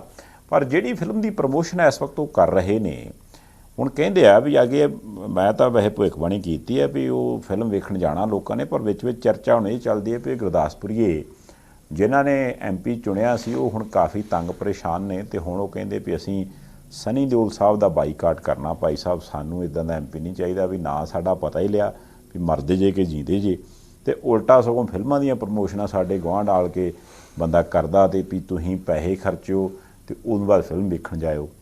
ਹੁਣ ਮੈਨੂੰ ਆਇਆ ਵੀ ਚਲੋ ਹੋ ਸਕਦਾ ਵੀ ਕੁਝ ਲੋਕਾਂ ਨੂੰ ਇਸ ਚੀਜ਼ ਦਾ ਰੰਜ ਹੋਵੇ, ਪਰ ਮੈਂ ਇਹ ਮੰਨਣ ਨੂੰ ਤਿਆਰ ਨਹੀਂ ਹੈਗਾ ਵੀ ਗੁਰਦਾਸਪੁਰ ਦੇ ਵਿੱਚ ਸਨੀ ਦਿਓਲ ਸਾਹਿਬ ਦੀ ਫਿਲਮ ਲੱਗੂਗੀ ਤੇ ਕੋਈ ਬੰਦਾ ਵੇਖਣ ਨਹੀਂ ਜਾਊਗਾ। ਨਹੀਂ, ਮੈਨੂੰ ਤਾਂ ਸੰਧਾਲੀਆ ਸਾਹਿਬ ਲੱਗਦਾ ਕਿ ਉਹ ਮੁਫਤ ਦੀ ਪਬਲਿਸਿਟੀ ਹੋ ਰਹੀ ਹੈ। ਚਲੋ ਠੀਕ ਹੈ, ਲੋਕਾਂ ਦਾ ਅਧਿਕਾਰ ਹੈ, ਉਹਨਾਂ ਨੇ ਕੋਈ ਪ੍ਰੋਟੈਸਟ ਕਰਨਾ, ਕੋਈ ਕਿਸੇ ਤਰ੍ਹਾਂ ਦਾ ਸਲੋਗਨ ਇਸ ਮੁੱਦੇ ਦੇ ਉੱਤੇ ਛੱਡਣਾ, ਉਹਨਾਂ ਨੇ ਬਾਈਕਾਟ ਕਰਨਾ ਕਿ ਸਮਰਥਨ ਕਰਨਾ, ਉਹਨਾਂ ਦਾ ਅਧਿਕਾਰ ਹੈ, ਉਹ ਕਰਨ। ਅਸੀਂ ਨਹੀਂ ਕਹਿੰਦੇ ਕਿ ਸਨੀ ਦਿਓਲ ਸਾਹਿਬ ਫਿਲਮ ਨਾ ਕਰਨ। ਤੁਸੀਂ ਪਹਿਲੀ ਫਿਲਮ ਦਾ ਜ਼ਿਕਰ ਕੀਤਾ ਸੀ ਕਿ ਤਾਰਾ ਪਾਕਿਸਤਾਨ ਨਹੀਂ ਜਾਏਗਾ, ਮੈਨੂੰ ਯਾਦ ਆਉਂਦਾ ਹਿੰਦੁਸਤਾਨ ਜ਼ਿੰਦਾਬਾਦ ਥਾ, ਹਿੰਦੁਸਤਾਨ ਜ਼ਿੰਦਾਬਾਦ ਹੈ, ਹਿੰਦੁਸਤਾਨ ਜ਼ਿੰਦਾਬਾਦ ਰਹੇਗਾ। ਤੇ ਉਹ ਪਾਰਲੀਮੈਂਟ ਦੇ ਵਿੱਚ ਜਾ ਕੇ ਗੱਲ ਕਰਦੇ, ਚਰਚਾ ਕਰਦੇ ਤਾਂ ਜ਼ਿਆਦਾ ਚੰਗਾ ਹੁੰਦਾ। ਦੇਸ਼ ਦੇ 10-12 ਸੂਬਿਆਂ ਦੇ ਵਿੱਚ ਹੜ੍ਹ ਆਏ ਨੇ, ਦੇਸ਼ ਦੇ ਵਿੱਚ ਅਧਿਆਪਕਾਂ ਦੀ ਭਰਤੀ ਬੜੀ ਜ਼ਰੂਰੀ ਹੈ, ਦੇਸ਼ ਦੇ ਮੁੱਢਲੇ ਢਾਂਚੇ ਦੇ ਲਈ ਵਿਚਾਰਾਂ ਕਰਨੀਆਂ ਬੜੀਆਂ ਜ਼ਰੂਰੀ ਨੇ, ਸਾਡੀ ਬਾਸਮਤੀ ਨੂੰ ਦੇਸ਼ ਮੋੜੀ ਜਾਂਦੇ ਨੇ, ਸਾਡੀਆਂ ਦਵਾਈਆਂ ਨੂੰ ਵਿਦੇਸ਼ ਮੋੜੀ ਜਾਂਦੇ ਹੈ। ਸਨੀ ਦਿਓਲ ਸਾਹਿਬ ਦਾ 2.5 ਕਿਲੋ ਦਾ ਹੱਥ ਜੇ ਕਿਤੇ ਪਾਰਲੀਮੈਂਟ ਦੇ ਵਿੱਚ ਕਾਗਜ਼ ਹੱਥ ਦੇ ਵਿੱਚ ਫੜ ਕੇ ਪੜ੍ਹਦਾ ਤਾਂ ਸਾਨੂੰ ਬੜਾ ਮਾਣ ਹੁੰਦਾ, ਅਸੀਂ ਕਹਿਣ ਜੋਗੇ ਹੁੰਦੇ ਕਿ ਭਾਈ ਆ ਵਧੀਆ ਕੰਮ ਕੀਤਾ। ਇਦਾਂ ਦੇ ਮੈਂਬਰ ਪਾਰਲੀਮੈਂਟਾਂ ਨੂੰ ਚੁਣੋ। ਇਸੇ ਪਾਰਟੀ ਤੋਂ ਭਾਰਤੀ ਜਨਤਾ ਪਾਰਟੀ ਨੇ ਟਿਕਟ ਦਿੱਤੀ, ਵਿਨੋਦ ਖੰਨਾ ਸਾਹਿਬ ਨੂੰ ਵੀ ਇਸੇ ਪਾਰਟੀ ਨੇ ਟਿਕਟ ਦਿੱਤੀ ਸੀ। ਵਿਨੋਦ ਖੰਨਾ ਸਾਹਿਬ ਗੇੜਾ ਵੀ ਮਾਰ ਲੈਂਦੇ ਸੀ ਗੁਰਦਾਸਪੁਰ, ਵਿਨੋਦ ਖੰਨਾ ਸਾਹਿਬ ਪਾਰਲੀਮੈਂਟ 'ਚ ਵੀ ਜਾਂਦੇ ਸੀ, ਵਿਨੋਦ ਖੰਨਾ ਸਾਹਿਬ ਲੋਕਾਂ ਦੇ ਦੁੱਖ ਸੁੱਖ 'ਚ ਸ਼ਰੀਕ ਹੋ ਜਾਂਦੇ ਸੀ। ਇਹ ਨਹੀਂ ਕਿ ਸਾਰੇ ਕਲਾਕਾਰ ਜਿਹੜੇ ਆਉਂਦੇ ਨਹੀਂ, ਦੇਖੋ ਉਹੀ ਪਾਰਟੀ ਹੈ, ਉਸੇ ਪਾਰਟੀ ਨੇ ਪਹਿਲਾ ਬੰਦਾ ਚੂਜ਼ ਕੀਤਾ ਸੀ, ਲੋਕਾਂ ਨੇ ਕਿੰਨੀ ਵਾਰ ਜਿਤਾਇਆ, ਉਸੇ ਪਾਰਟੀ ਨੇ ਬੰਦਾ ਚੂਜ਼ ਕੀਤਾ, ਬੰਦਾ ਨਹੀਂ ਆਇਆ। ਇਹ ਗੱਲ ਠੀਕ ਆ। ਬਾਕੀ ਚਲੋ ਆਸ ਹੁਣ ਕਰਦੇ ਆ ਵੀ ਸ਼ਾਇਦ ਇਹ ਫਿਲਮ ਤੋਂ ਵਿਹਲੇ ਹੋ ਕੇ ਉਹ ਗੇੜਾ ਮਾਰ ਲੈਣ, ਕਿਉਂਕਿ 2024 ਵਾਲੀਆਂ ਇਲੈਕਸ਼ਨਾਂ ਆ ਜਾਣੀਆਂ, ਤੇ ਜੇ ਇਲੈਕਸ਼ਨਾਂ ਦੇ ਵਿੱਚ 6 ਮਹੀਨਿਆਂ ਦੇ ਵਿੱਚ ਰਝਾ ਲਿਆ ਉਹਨਾਂ ਨੇ ਵੋਟਰਾਂ ਨੂੰ, ਤੇ ਹੋ ਸਕਦਾ ਵੋਟਰ ਦੁਬਾਰਾ ਫਿਰ ਕਹਿਣ ਵੀ ਨਹੀਂ ਆਏ ਤੇ ਕੋਈ ਗੱਲ ਨਹੀਂ MP ਸਾਹਿਬ ਤੁਸੀਂ ਦੂਜੀ ਵਾਰ ਮਤਲਬ ਉਹ ਪਾਕਿਸਤਾਨ ਵਾਲਾ ਕੰਮ ਤੇ ਨਿਬੇੜਾ ਇਹਨਾਂ ਦੂਸਰੀ ਫਿਲਮ ਕਦਰ 2 ਦੇ ਵਿੱਚ ਆ ਚੱਕੋ। ਫਿਰ ਮੈਨੂੰ ਲੱਗਦਾ ਉਹਨਾਂ ਦੇ ਮਨ 'ਚ ਹੈਗਾ ਇੱਕ ਕੰਮ ਹੈਗਾ ਸੰਧਾਲੀਆ ਸਾਹਿਬ ਉਹਨਾਂ ਦੇ ਮਨ 'ਚ, ਉਹਨਾਂ ਨੇ ਦੇਖਿਓ ਜਿੰਨੇ ਪੈਸੇ ਵੱਟੇ ਨਾ ਫਿਲਮ ਤੋਂ ਸਾਰੇ ਗੁਰਦਾਸਪੁਰ ਲਾ ਦੇਣੇ ਆ। ਜਿਨ੍ਹਾਂ ਦਾ ਹੜ੍ਹਾਂ 'ਚ ਨੁਕਸਾਨ ਹੋਇਆ, ਕਿਸੇ ਦਾ ਘਰ ਢਹਿ ਗਿਆ, ਕਿਸੇ ਦੇ ਖੇਤਾਂ 'ਚ ਝੋਨਾ ਮਰ ਗਿਆ, ਸਬਜ਼ੀ ਭਾਜੀ ਨੂੰ ਕੁਛ ਹੋ ਗਿਆ, ਤੁਸੀਂ ਪੱਕੀ ਗੱਲ ਆ, ਤੁਸੀਂ ਦੇਖੀ ਜਾਓ, ਲਾਂਭੇ ਲਾ ਦੇਣੇ ਸਨੀ ਦਿਓਲ ਸਾਹਿਬ ਨੇ, ਜਿੰਨੇ ਪੈਸੇ ਵੱਟੇ ਨਾ ਉਹਨੂੰ ਦੇ ਦੇਣੇ। ਸੋਹਣੀ ਲੱਗੀ ਗੱਲ ਇਹ, ਮੈਨੂੰ ਤੁਹਾਡੀ ਗੱਲ ਸੋਹਣੀ ਲੱਗੀ, ਇਹ ਬਹੁਤ ਚੰਗੀ ਲੱਗੀ ਗੱਲ ਮੈਨੂੰ, ਵੀ ਜਿਹੜਾ ਦਾ ਪੈਸਾ ਸਰਕਾਰ ਦੇਣ ਡਈ ਹੈ, ਕਿਉਂਕਿ ਇੱਕ MP ਦੇ ਕੋਲ ਇੱਕ ਉਹ MP ਲੈਡ ਵੀ ਹੁੰਦਾ, ਵੀ ਫੰਡ ਹੁੰਦਾ, ਉਹ ਗੁਰਦਾਸਪੁਰੀਆਂ ਦੇ ਕਿੰਨਾ ਖਰਚਾ ਜਿਹੜਾ ਹੈ ਹੀ ਸਰਕਾਰ ਦਾ ਤੇ ਹੈ ਹੀ ਲੋਕਾਂ ਦੇ ਟੈਕਸ ਦਾ, ਤੇ ਜਿਹੜਾ ਆਪਣੀ ਕਮਾਈ ਦੇ ਵਿੱਚੋਂ ਤੁਸੀਂ ਭਾਲਦੇ ਹੋ, ਇਹਨੂੰ ਕਹਿੰਦੇ ਮਤਲਬ ਵੀ ਮੁੰਗੇਰੀ ਲਾਲ ਕੀ ਹੁਸੀਨ ਸੁਪਨੀ, ਨਾਲੇ ਤੁਸੀਂ ਆਪ ਵੇਖੀਏ ਨਾਲੇ ਗੁਰਦਾਸਪੁਰ ਨੂੰ ਵਿਖਾਈ ਜਾਂਦੇ। ਇੱਥੇ ਨੇੜੇ ਹੀ ਨਾ ਸੰਧਾਲੀਆ ਸਾਹਿਬ ਇੱਕ ਬਲਾਕ ਆ ਨਰੋਟ ਜੈਮਲ ਸਿੰਘ, ਉਹਦੇ ਵਿੱਚ ਪਿੰਡ ਪੈਂਦਾ, ਪਿੰਡ ਦਾ ਨਾਮ ਹੈ ਗੋਲ, ਤੇ ਕੰਮ ਵੀ ਗੋਲ ਹੀ ਹੋ ਗਿਆ ਪਿੰਡ ਵਾਲਿਆਂ ਨਾਲ। ਪਿਛਲੇ ਦਿਨੀ ਚਰਚਾ ਚੱਲੀ ਸੀ, ਪੰਜਾਬ ਸਰਕਾਰ ਦੇ ਇੱਕ ਬਹੁਤ ਵੱਡੇ ਅਧਿਕਾਰੀ ਚੀਫ ਸੈਕਟਰੀ ਸਾਹਿਬ ਦੇ ਹੁਕਮਾਂ ਦੇ ਉੱਤੇ ਪਰਚਾ ਹੋਇਆ ਉੱਥੋਂ ਦੇ DDPO ਸਾਹਿਬ ਦੇ ਉੱਤੇ ਕਿ ਭਾਈ 100 ਏਕੜ ਦੇ ਕਰੀਬ ਜ਼ਮੀਨ ਸੀ, ਸਰਕਾਰੀ ਸੀ, ਪੰਚਾਇਤੀ ਸੀ, ਨਿੱਜੀ ਲੋਕਾਂ ਦੇ ਨਾਂ ਲਾਤੀ। ਹੁਣ ਉਸ ਕੇਸ ਦੇ ਵਿੱਚ ਸਰਦਾਰ ਸੁਖਬੀਰ ਸਿੰਘ ਬਾਦਲ ਪ੍ਰਧਾਨ ਸ਼੍ਰੋਮਣੀ ਅਕਾਲੀ ਦਲ, ਉਹਨਾਂ ਨੇ ਮੰਗ ਕੀਤੀ ਹੈ, ਉਹ ਕਹਿੰਦੇ ਜੀ ਦੇਖੋ 2 ਮੰਤਰੀ ਨੇ ਪੰਜਾਬ ਸਰਕਾਰ ਦੇ, ਇੱਕ ਕੁਲਦੀਪ ਸਿੰਘ ਢਾਲੀਵਾਲ ਸਾਹਿਬ ਨੇ ਤੇ ਦੂਸਰੇ ਲਾਲਚੰਦ ਕਟਾਰੂ ਚੱਕ ਸਾਹਿਬ ਆ, ਕਿ ਇਹਨਾਂ ਮੰਤਰੀਆਂ ਦੇ ਉੱਤੇ ਵੀ ਪਰਚਾ ਕੀਤਾ ਜਾਵੇ ਕਿ ਇੱਕ ਮੰਤਰੀ ਨੇ ਉਹਦੀ ਸਿਫਾਰਿਸ਼ ਕੀਤੀ ਸੀ ਅਧਿਕਾਰੀ ਦੀ, ਦੂਸਰੇ ਮੰਤਰੀ ਨੇ ਸਿਫਾਰਿਸ਼ ਮੰਨ ਲਈ ਸੀ, ਤੇ ਉਹ ਕਹਿੰਦੇ ਜੇ ਪਰਚਾ ਪੁਰਚਾ ਨਾ ਕੀਤਾ ਬੰਦਿਆਂ ਦੇ ਉੱਤੇ, ਇਹਨਾਂ 2 ਮੰਤਰੀਆਂ ਦੇ ਉੱਤੇ, ਤਾਂ ਅਕਾਲੀ ਦਲ ਸੰਘਰਸ਼ ਕਰੂ।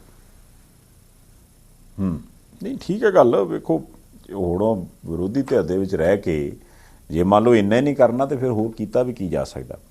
ਇਹ ਗੱਲ ਤੇ ਪੱਕੀ ਆਪਾਂ ਪਹਿਲਾਂ ਵੀ ਬੇਨਤੀਆਂ ਕਰਦੇ ਆਉਂਦੇ ਹਾਂ, ਹੁਣ ਵੀ ਕਰਦੇ ਹਾਂ, ਗਾਂਹ ਵੀ ਕਰਦੇ ਰਵਾਂਗੇ ਵੀ ਦੇਖੋ ਜਿਹੜੀ ਸਰਕਾਰ ਹੋਣ ਵਾਲੀ ਆਈ ਨਾ, ਮੰਨ ਲਓ ਆਮ ਆਦਮੀ ਪਾਰਟੀ ਦੀ, ਇਹ ਕੋਈ ਲੋਕਾਂ ਇਸ ਕਰਕੇ ਨਹੀਂ ਚੁਣੀ ਵੀ 1 ਸਦੀ ਪੁਰਾਣੀ ਪਾਰਟੀ ਹੈ ਜੀ, ਇਹਨਾਂ ਨੇ ਬਹੁਤ ਕੰਮ ਕੀਤਾ ਜੀ, ਇਹ ਜਿੰਨੇ ਲੀਡਰ ਨੇ ਜੀ, ਇਹਨਾਂ ਦੇ ਪਹਿਲਾਂ ਦਾਦਾ ਜੀ ਲੀਡਰ ਹੁੰਦੇ ਸੀ, ਪਾਪਾ ਜੀ ਲੀਡਰ ਹੁੰਦੇ ਸੀ, ਤੇ ਇਹਨਾਂ ਤੋਂ ਬਿਨਾਂ ਹੋਰ ਯਾਰ ਕਿਹਨੂੰ ਵੋਟ ਪਾਵਾਂਗੇ ਫਿਰ, ਹੈ ਨਾ।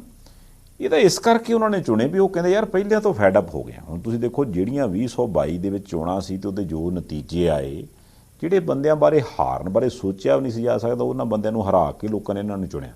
ਹੁਣ ਜੇ ਏਡੀ ਵੱਡੀ ਚੇਂਜ ਹੋਵੇ ਕਿ ਅਣਕਿਆਸੇ ਨਤੀਜੇ ਆ ਜਾਣ, ਤੇ ਇਹਦਾ ਮਤਲਬ ਇਹ ਹੋ ਗਿਆ ਕਿ ਜ਼ਿੰਮੇਵਾਰੀ ਪਹਿਲਾਂ ਨਾਲੋਂ ਡਬਲ ਟ੍ਰਿਪਲ ਹੋ ਜਾਂਦੀ ਹੈ। ਹੁਣ ਆਪਾਂ ਨਹੀਂ ਆਂਦੇ ਵੀ ਇਹਦੇ ਵਿੱਚ ਮੰਤਰੀ ਸਾਹਿਬ ਕਿਸੇ ਦਾ ਕੋਈ ਹੱਥ ਹੈ ਨਹੀਂ ਹੈ, ਜੇ ਸੁਖਬੀਰ ਸਿੰਘ ਬਾਦਲ ਸਾਹਿਬ ਕਹਿੰਦੇ ਆ ਉਹ ਆਪਣੇ ਤੌਰ ਤੇ ਜ਼ੋਰ ਪਾ ਦੇਣ। ਉਹਨਾਂ ਕੋਲ ਇੱਕ ਰਸਤਾ ਹੈਗਾ, ਹੋ ਸਕਦਾ ਜੇ ਨਾ ਗੱਲ ਬਣੀ ਤੇ ਦੂਜੇ ਤੀਜੇ ਦਿਨ ਆਪਾਂ ਵੀ ਖਬਰ ਕਰਦੇ ਲੱਭੀਏ ਵੀ ਸ਼੍ਰੋਮਣੀ ਅਕਾਲੀ ਦਲ ਦਾ ਵਫਦ ਗਵਰਨਰ ਸਾਹਿਬ ਨੂੰ ਮਿਲਿਆ ਵੀ ਇਸ ਮਾਮਲੇ 'ਚ ਕਾਰਵਾਈ ਕਰਾਓ। ਪਰ ਜਿਹੜੀ ਗੱਲ ਇਹ ਹੈ ਵੀ ਉੱਥੇ ਮੰਨ ਲਓ ਵੀ ਕੋਈ ਜ਼ਮੀਨ ਹੈ ਸੀਗੀ, ਉਹਦੇ ਵਿੱਚ ਕਦੀ ਕੋਈ ਅਫਸਰ ਦਾ ਹਿਸਾਬ ਤਾਂ ਨਿਕਲ ਆਉਂਦਾ, ਕਦੀ ਕਿਸੇ ਹੋਰ ਦਾ ਨਿਕਲ ਆਉਂਦਾ। ਇਹਦੇ ਵਿੱਚ ਖਬਰਾਂ ਤਾਂ ਇਹ ਵੀ ਚੱਲਦੀਆਂ ਵੀ ਜਿਹੜਾ ਖਨਨ ਕਿ ਭੂ ਮਾਫੀਆ ਜੋ ਵੀ ਆਪਾਂ ਨੂੰ ਕਹਿ ਲਈਏ, ਉਹਨਾਂ ਨੂੰ ਹੁੰਦਾ ਵੀ ਇੱਕ ਰਾਂ ਮਿਲ ਜੇ ਸਹੀ ਸੰਡੇ ਦੇ ਸਿਰ ਵਰਗੀ ਜ਼ਮੀਨ ਵੀਰ ਮੇਰਾ, ਉਦੋਂ ਬਾਅਦ ਮੈਂ ਜਾਣਾ ਤੇ ਪੋਕ ਲਿਫਟ ਮਸ਼ੀਨ ਜਾਣੇ ਵੀ ਇਹਦੇ 'ਚ ਬਣਦਾ ਕੀ ਹੈ। ਇਹ ਜਿਹੜਾ ਹਿਸਾਬ ਤਾਂ ਪਹਿਲਾਂ ਵੀ ਲੋਕ ਰੋਂਦੇ ਆਉਂਦੇ ਸੀ, ਉਸ ਤੋਂ ਬਾਅਦ ਵਾਲੀ ਸਰਕਾਰ ਆਈ ਫਿਰ ਰੋਂਦੇ ਰਹੇ, ਉਸ ਸਰਕਾਰ ਨੇ ਮੁੱਖ ਮੰਤਰੀ ਬਦਲ ਲਿਆ, ਲੋਕ ਫਿਰ ਰੋਈ ਗਏ, ਹੁਣ ਉਹਦੇ ਬਾਅਦ ਫਿਰ ਸਰਕਾਰ ਬਦਲ ਲਈ। ਤੇ ਜੇ ਅਜੇ ਤੱਕ ਉਹੀ ਰੋਣਾ ਚੱਲੀ ਜਾਂਦਾ ਤੇ ਫਿਰ ਸਵਾਲ ਤੇ ਲੋਕੀ ਕਰਨਗੇ। ਇਹ ਗੱਲ ਸੰਧਾਲੀਆ ਸਾਹਿਬ ਤੁਹਾਡੀ ਬਿਲਕੁਲ ਠੀਕ ਹੈ ਕਿ ਲੋਕਾਂ ਨੇ ਫਿਰ ਸਵਾਲ ਜਿਹੜਾ ਉਹ ਕਰਨਾ ਹੀ ਕਰਨਾ। ਮੈਂ ਇੱਥੇ ਨਾ ਥੋੜੀ ਜਿਹੀ ਗੱਲ ਉਹ ਜ਼ਰੂਰ ਅੱਗੇ ਨੂੰ ਤੋਰਦੇ ਹਾਂ ਕਿ ਅਸਲ 'ਚ ਕਹਾਣੀ ਕੀ ਹੈ, ਫਿਰ ਸਮਝਣੀ ਥੋੜੀ ਜਿਹੀ ਸੌਖੀ ਹੋ ਜਾਂਦੀ ਹੈ। ਇੱਕ BDPO ਸਾਹਿਬ ਜਿਹੜੇ ਬਲਾਕ ਦੇ ਅਧਿਕਾਰੀ ਹੁੰਦੇ, ਨਾਮ ਉਹਨਾਂ ਦਾ ਕੁਲਦੀਪ ਸਿੰਘ, ਉਹ ਨਰੋਟ ਜੈਮਲ ਸਿੰਘ 'ਚ ਤੈਨਾਤ ਸੀ। 20 ਫਰਵਰੀ ਤੱਕ ਉਹ BDO ਸਨ। ਆਪਾਂ ਪੰਜਾਬ ਦੇ ਪਿੰਡਾਂ 'ਚ BDO ਕਹਿ ਦਈਦਾ BDPO ਨੂੰ। 21 ਫਰਵਰੀ ਨੂੰ ਉਹਨਾਂ ਦੀ ਤਰੱਕੀ ਕਰ ਦਿੱਤੀ ਜਾਂਦੀ, ਉਹਨਾਂ ਨੂੰ DDPO ਬਣਾ ਦਿੱਤਾ ਜਾਂਦਾ। ਵਧਾਈਆਂ ਉਹਨਾਂ ਨੂੰ, ਤਰੱਕੀ ਹੋਈ, ਬਹੁਤ ਵਧੀਆ। ਪਰਚਾ ਇਹਨਾਂ ਤੇ ਹੋਇਆ ਕੁਲਦੀਪ ਸਿੰਘ ਹੋਰਾਂ ਤੇ। ਹੁਣ ਤੁਸੀਂ ਦੇਖੋ ਕਿ ਕਾਹਲ ਕਾਹਦੀ ਹੈ। ਕਿਤੇ ਨਾ ਕਿਤੇ ਇਸ ਮਾਮਲੇ ਦੀ ਨਿਰਪੱਖ ਜਾਂਚ ਬੜੀ ਜ਼ਰੂਰੀ ਹੈ। 20 ਫਰਵਰੀ ਨੂੰ ਜਿਹੜਾ ਬੰਦਾ BDPO ਸੀ, 21 ਫਰਵਰੀ ਨੂੰ ਤਰੱਕੀ ਦੇ ਕੇ DDPO ਬਣਾ ਦਿੱਤਾ ਜਾਂਦਾ। ਫਿਰ 23 ਫਰਵਰੀ ਨੂੰ DDPO ਸਾਹਿਬ ਨੂੰ ADC ਵਿਕਾਸ ਦਾ, ADC ਡਿਵੈਲਪਮੈਂਟ ਦਾ ਵਾਧੂ ਚਾਰਜ ਦਿੱਤਾ ਜਾਂਦਾ ਹੈ। ਯਾਨੀ 4 ਦਿਨਾਂ ਦੇ ਵਿੱਚ ਇੱਕ ਬੰਦਾ BDPO ਤੋਂ DDPO ਵੀ ਬਣ ਗਿਆ, ਤੁਹਾਨੂੰ ADC ਡਿਵੈਲਪਮੈਂਟ ਦਾ ਵਾਧੂ ਚਾਰਜ ਵੀ ਮਿਲ ਗਿਆ। ਚਲੋ 25 ਤੇ 26 ਤਰੀਕ ਦੀ ਛੁੱਟੀ ਸੀ, 24 ਨੂੰ ਚਾਰਜ ਉਹਨਾਂ ਨੇ ਸਾਂਭ ਲਿਆ ਫਰਵਰੀ ਨੂੰ। 27 ਤਰੀਕ ਨੂੰ ਉਹਨਾਂ ਨੇ ਗੋਲ ਪਿੰਡ ਵਾਲੀ ਜ਼ਮੀਨ ਦਾ ਫੈਸਲਾ ਕਰਤਾ। 27 ਤਰੀਕ ਨੂੰ ਕਿ ਭਾਈ ਇਹ ਨਿੱਜੀ ਕਾਸ਼ਤਕਾਰਾਂ ਤੇ ਨਾਲ ਦੀ ਨਾਲ ਪੰਚਾਇਤੀ ਜ਼ਮੀਨ ਵਾਲਿਆਂ ਦਾ ਜਿਹੜਾ ਝਗੜਾ ਸੀ, ਉਹਦੇ ਵਿੱਚ 92 93 ਏਕੜ 100 ਏਕੜ ਜ਼ਮੀਨ ਜਿਹੜੀ ਹੈ ਉਹਨਾਂ ਨੇ ਨਿੱਜੀ ਕਾਸ਼ਤਕਾਰਾਂ ਦੇ ਹੱਕ 'ਚ ਫੈਸਲਾ ਲਿਖਤਾ। ਅਗਲੇ ਦਿਨ ਉਹਨਾਂ ਦੀ ਸੇਵਾ ਮੁਕਤੀ ਹੋ ਗਈ। ਜਿਹੜੀ ਕਹਾਣੀ ਕੀ ਹੈ ਕਿ ਇੱਕ ਹਫ਼ਤੇ ਦੇ ਵਿੱਚ ਪਹਿਲਾ ਬੰਦੇ ਨੂੰ BDPO ਤੋਂ DDPO ਬਣਾ ਦਿਓ, ਫਿਰ ਉਹਦੇ ਤੋਂ ਬਾਅਦ ਇੱਕ DO ਲੈਟਰ ਆਉਂਦਾ, ਇੱਕ ਮੰਤਰੀ ਸਾਹਿਬ ਦਾ ਸਿਫਾਰਸ਼ੀ ਪੱਤਰ ਆਉਂਦਾ ਹੈ ਕਟਾਰੂ ਚੱਕ ਸਾਹਿਬ ਦਾ। ਉਹਦੇ ਤੋਂ ਬਾਅਦ ਫਿਰ ਦੂਸਰੇ ਮੰਤਰੀ ਢਾਲੀਵਾਲ ਸਾਹਿਬ ਕਹਿੰਦੇ ਕਿ ਭਾਈ ਆ ਦੇਖੋ ਹੁਣ ਆਪਾਂ ਉਹਨਾਂ ਦੀ ਤਰੱਕੀ ਕਰ ਦਿੰਨੇ ਆ। ਉਹਦੇ ਤੋਂ ਬਾਅਦ ਉਹ 2 ਛੁੱਟੀਆਂ ਦੇ ਨਾਲ ਹੀ ਉਹ ਫੈਸਲਾ ਕਰ ਦਿੰਦੇ ਆ, ਫਿਰ ਉਹਨਾਂ ਦੀ ਸੇਵਾ ਮੁਕਤੀ ਹੋ ਜਾਂਦੀ ਹੈ। ਇਹ ਬਹੁਤ ਵਧੀਆ ਹੋਇਆ ਕਿ ਜਾਂਚ ਪੜਤਾਲ ਤੋਂ ਬਾਅਦ ਪਰਚਾ ਦਰਜ ਹੋ ਗਿਆ। ਤੇ ਜਦੋਂ ਕਟਾਰੂ ਚੱਕ ਸਾਹਿਬ ਤੋਂ ਪੁੱਛਿਆ, ਉਹ ਕਹਿੰਦੇ ਜੀ ਦੇਖੋ ਇਹ ਰੂਟੀਨ ਦਾ ਕੰਮ ਹੁੰਦਾ ਹੈ ਕਿਸੇ ਅਫਸਰ ਦੀ ਸਿਫਾਰਿਸ਼ ਕਰਨੀ, ਪਰ ਮੇਰੀ ਕੋਈ ਨਿੱਜੀ ਲਾਲਸਾ ਨਹੀਂ। ਜੇ ਕਿਸੇ ਨੇ ਕੋਈ ਗਲਤ ਕੰਮ ਕੀਤਾ ਤਾਂ ਠੋਕ ਕੇ ਉਹਦੇ ਖਿਲਾਫ ਕਾਰਵਾਈ ਕਰੋ। ਦੂਸਰੇ ਪਾਸੇ ਢਾਲੀਵਾਲ ਸਾਹਿਬ ਕਹਿੰਦੇ ਜੀ ਦੇਖੋ ਚਿੱਠੀ ਆਈ ਸੀ, ਪ੍ਰਮੋਸ਼ਨ ਦਿੱਤੀ ਹੈ, ਬਕਾਇਦਾ ਕਾਨੂੰਨ ਦੇ ਮੁਤਾਬਕ ਦਿੱਤੀ ਹੈ, ਤੇ ਜਦੋਂ ਪਤਾ ਲੱਗਿਆ ਕਿ ਉਹ ਕੰਮ ਸੱਜੇ ਖੱਬੇ ਹੋਇਆ ਨਾਲ ਹੀ ਆਪਾਂ ਜਾਂਚ ਸ਼ੁਰੂ ਕਰਤੀ ਹੈ। ਹੁਣ ਸੰਧਾਲੀਆ ਸਾਹਿਬ ਇੱਥੇ ਬੜੀ ਅਹਿਮ ਗੱਲ ਹੈ ਕਿ ਜਿਹੜੇ ADC ਡਿਵੈਲਪਮੈਂਟ ਪਹਿਲਾਂ ਸੀ ਉਹਨਾਂ ਤੋਂ ਚਾਰਜ ਲੈ ਕੇ ਵਾਧੂ ਚਾਰਜ ਇਹਨਾਂ ਨੂੰ ਦਿੱਤਾ, ਤੇ ਜਿੱਦਣ ਇਹਦੀ 7 ਦਿਨੀ ਸੇਵਾ ਮੁਕਤੀ ਹੋ ਗਈ ਆ ਪਹਿਲੇ ADC ਸਾਹਿਬ ਡਿਵੈਲਪਮੈਂਟ ਵਾਲਿਆਂ ਨੂੰ ਚਾਰਜ ਫੇਰ ਦੇਤਾ। ਹੁਣ ਐਸਾ ਕਿਹੜਾ ਕੰਮ ਸੀ ਜਿਹੜਾ ਇਹਨਾਂ ਨੇ 7 ਦਿਨਾਂ ਦੇ ਵਿੱਚ ਜ਼ਰੂਰ ਕਰਨਾ ਸੀ ਕਿ ਇਹਨਾਂ ਨੂੰ ADC ਡਿਵੈਲਪਮੈਂਟ ਦਾ ਚਾਰਜ ਜ਼ਰੂਰ ਦਿੱਤਾ ਗਿਆ? ਹੁਣ ਉਹ ਜ਼ਮੀਨ ਕਿੱਥੇ ਹੈ? ਬਿਲਕੁਲ ਰਾਵੀ ਦਰਿਆ ਦੇ ਨਾਲ ਲੱਗਦੀ ਹੈ। ਮਾਈਨਿੰਗ ਦੇ ਪੱਖ ਤੋਂ ਧਰਮਿੰਦਰ ਸਾਹਿਬ ਗੱਲ ਕਰਦੇ ਹੁੰਦੇ ਕਿ ਪੰਜਾਬ ਦੀ ਜ਼ਮੀਨ ਝੋਟੇ ਦੇ ਸਿਰ ਵਰਗੀ ਹੈ। ਇਹ ਜ਼ਮੀਨ ਖੇਤੀਬਾੜੀ ਦੇ ਪੱਖ ਤੋਂ ਨਹੀਂ, ਰੇਤਾ ਦੇ ਪੱਖ ਤੋਂ, ਮਾਈਨਿੰਗ ਦੇ ਪੱਖ ਤੋਂ ਝੋਟੇ ਦੇ ਸਿਰ ਵਰਗੀ ਸੀ। ਤੇ ਬੜੇ ਚਿਰ ਤੋਂ ਅਕਸੀਅਤ ਤੇ ਜਿੱਦਾਂ ਤੁਸੀਂ ਜ਼ਿਕਰ ਕੀਤਾ, ਹੁਣ ਜਦੋਂ 92 ਏਕੜ ਜ਼ਮੀਨ ਨਿੱਜੀ ਲੋਕਾਂ ਦੇ ਕੋਲੇ ਚਲੇ ਜਾਊਗੀ, ਕਿੰਨੀ ਉੱਥੋਂ ਰੇਤਾ ਨਿਕਲਦੀ ਹੈ ਹਰ ਸਾਲ, ਕਿੰਨੇ ਦੀ ਨਿਕਲਦੀ ਹੈ ਹਰ ਸਾਲ, ਇਹ ਆਪਣੇ ਆਪ ਦੇ ਵਿੱਚ ਬੜੀ ਅਹਿਮ ਗੱਲ ਹੈ। ਸਰਦਾਰ ਸੁਖਬੀਰ ਸਿੰਘ ਬਾਦਲ ਸਾਹਿਬ ਨੇ ਮਸਲਾ ਚੱਕਿਆ, 2 ਮੰਤਰੀਆਂ ਦੇ ਉੱਤੇ ਕਾਰਵਾਈ ਦੀ ਬੇਨਤੀ ਕੀਤੀ ਹੈ। ਜਾਂਚ ਪੜਤਾਲ ਤੋਂ ਬਾਅਦ ਜਿਹੜਾ ਵੀ ਬੰਦਾ ਦੋਸ਼ੀ ਹੋਵੇ ਜਾਂਚ ਹੋਵੇ। ਦੂਸਰੇ ਪਾਸੇ ਜੇ ਸਰਕਾਰੀ ਧਿਰ ਨਹੀਂ, ਕਿਉਂਕਿ ਚੀਫ ਸੈਕਟਰੀ ਸਾਹਿਬ ਦੇ ਹੁਕਮਾਂ ਦੇ ਉੱਤੇ ਪਹਿਲਾਂ ਪਰਚਾ ਹੋਇਆ ਨਾ, ਉਸੇ ਪਹਿਲਾਂ BDPO ਫਿਰ DDPO ਫਿਰ ADC ਡਿਵੈਲਪਮੈਂਟ ਕੁਲਦੀਪ ਸਿੰਘ ਦੇ ਉੱਤੇ ਸਾਰਾ ਕੁਝ ਨਿਕਲ ਕੇ ਸਾਹਮਣੇ ਆਉਣਾ ਚਾਹੀਦਾ ਕਿ ਆਖਿਰਕਾਰ ਕਿਹੜੇ-ਕਿਹੜੇ ਬੰਦੇ ਦਾ ਰੂਲ ਹੈ ਤੇ ਕਿਹੜੇ-ਕਿਹੜੇ ਬੰਦੇ ਦਾ ਨਹੀਂ। ਦੇਖੋ 2 ਮੰਤਰੀ ਸਾਹਿਬ ਦਾ ਤੁਸੀਂ ਨਾਂ ਲਿਆ ਜਿਨ੍ਹਾਂ ਦਾ ਨਾਂ ਸੁਖਬੀਰ ਸਿੰਘ ਬਾਦਲ ਸਾਹਿਬ ਲੈ ਰਹੇ ਆ, ਉਹਨਾਂ ਨੇ ਆਪਣਾ ਪੱਖ ਵੀ ਦੱਸਤਾ ਵੀ ਸਾਡਾ ਇਹਦੇ ਨਾਲ ਲੈਣਾ ਦੇਣਾ ਕੋਈ ਨਹੀਂ, ਜੇ ਕੁਝ ਗਲਤ ਹੋਇਆ ਤੇ ਬੰਦਾ ਚੁੱਕ ਕੇ ਅੰਦਰ ਦੇ ਦਿਓ, ਅਸੀਂ ਤੇ ਰੂਟੀਨ ਦੀ ਗੱਲ ਕੀਤੀ। ਆਹੀ ਇੱਕ ਗੱਲ ਮੇਰਾ ਖਿਆਲ ਆਪਾਂ ਨੂੰ ਸਾਲ ਹੀ ਹੋ ਗਿਆ ਹੁਣ ਆਪਾਂ ਬੇਨਤੀਆਂ ਕਰਦੇ ਹਾਂ ਵੀ ਮਹਾਰਾਜ ਮੰਤਰੀ ਦਾ ਉਹਦਾ ਤਾਂ ਬਹੁਤ ਵੱਡਾ ਹੁੰਦਾ।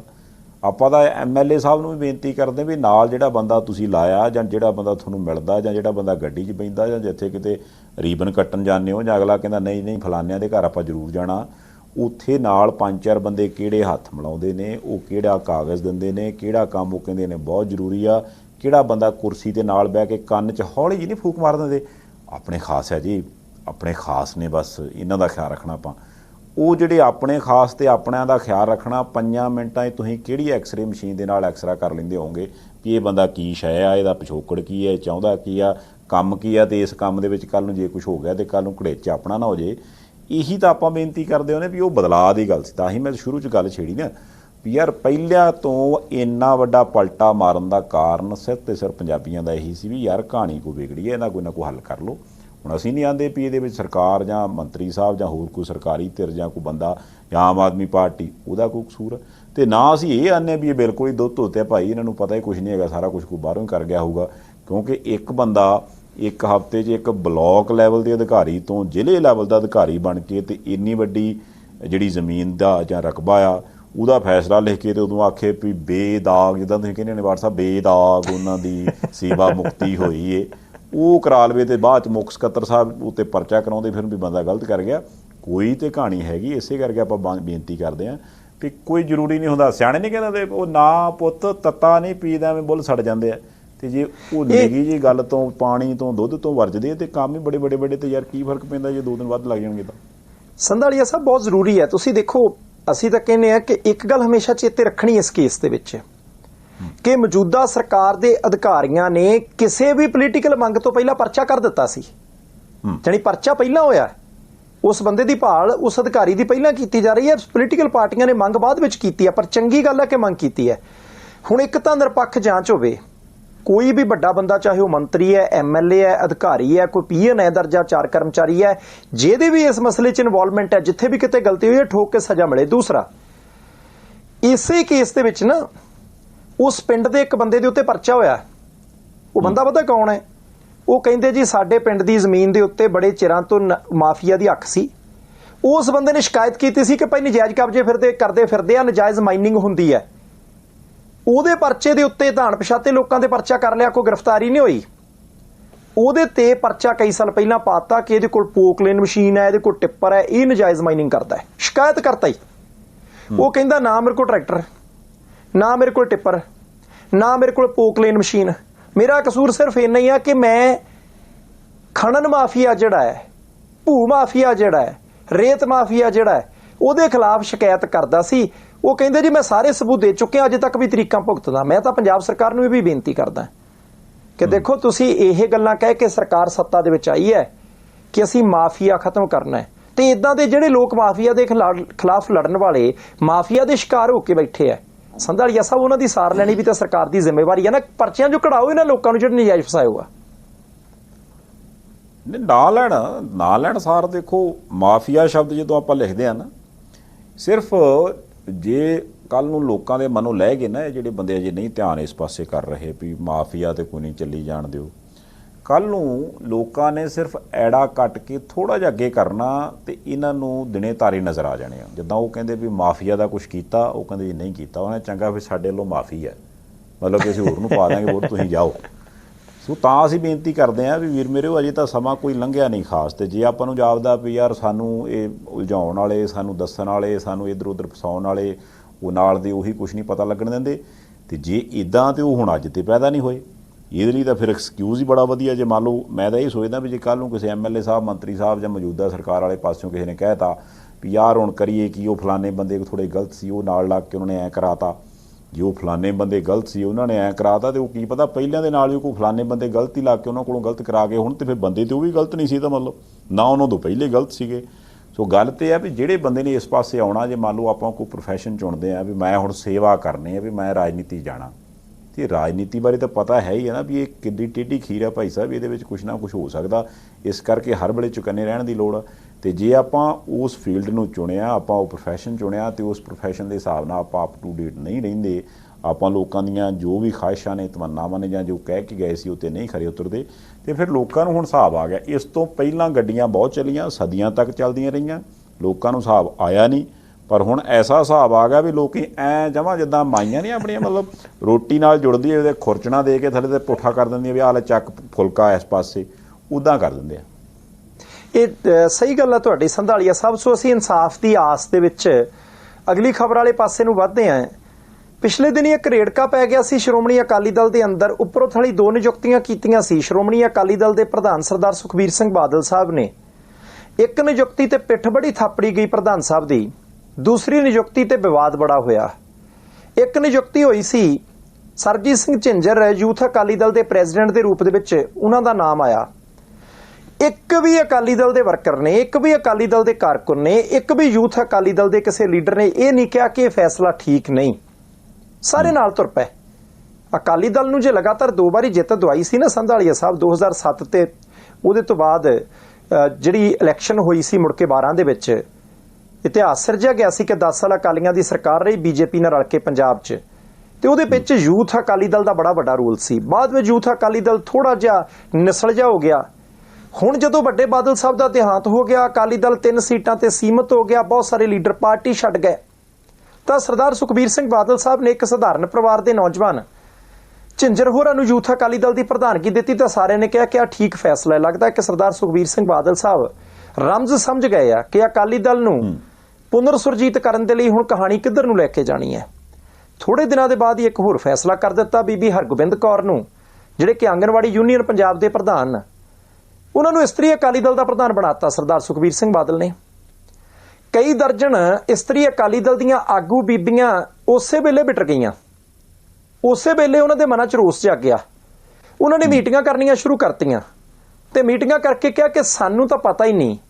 ਉਹਨਾਂ ਨੇ ਇਹ ਵੀ ਕਿਹਾ ਕਿ ਜਿਸ ਬੀਬੀ ਦਾ ਅਕਾਲੀ ਦਲ ਦੇ ਵਿੱਚ ਇੱਕ ਦਿਨ ਦਾ ਵੀ ਤਜਰਬਾ ਨਹੀਂ, ਜਿਹਨੂੰ ਆਉਂਦੇ ਇਸਤਰੀ ਅਕਾਲੀ ਦਲ ਦਾ ਪ੍ਰਧਾਨ ਬਣਾਤਾ ਤੇ ਸਲਾਹ ਮਸ਼ਵਰਾ ਵੀ ਇਸਤਰੀ ਅਕਾਲੀ ਦਲ ਦੇ ਨਾਲ ਨਹੀਂ ਕੀਤਾ ਗਿਆ, ਸਾਨੂੰ ਮਨਜ਼ੂਰ ਨਹੀਂ। ਬੜੀ ਕੋਸ਼ਿਸ਼ ਕੀਤੀ ਗਈ। ਡਾਕਟਰ ਦਲਜੀਤ ਸਿੰਘ ਚੀਮਾ ਸਾਹਿਬ ਨੇ ਕੀਤੀ, ਭੁੰਦੜ ਸਾਹਿਬ ਨੇ ਕੋਸ਼ਿਸ਼ ਕੀਤੀ, ਮਲੂਕਾ ਸਾਹਿਬ ਨੇ ਯਤਨ ਕੀਤਾ ਕਿ ਉਹਨਾਂ ਬੀਬੀਆਂ ਨੂੰ ਮਨਾ ਲਈਏ, ਕਿਉਂਕਿ ਆਸ ਨਹੀਂ ਸੀ ਨਾ।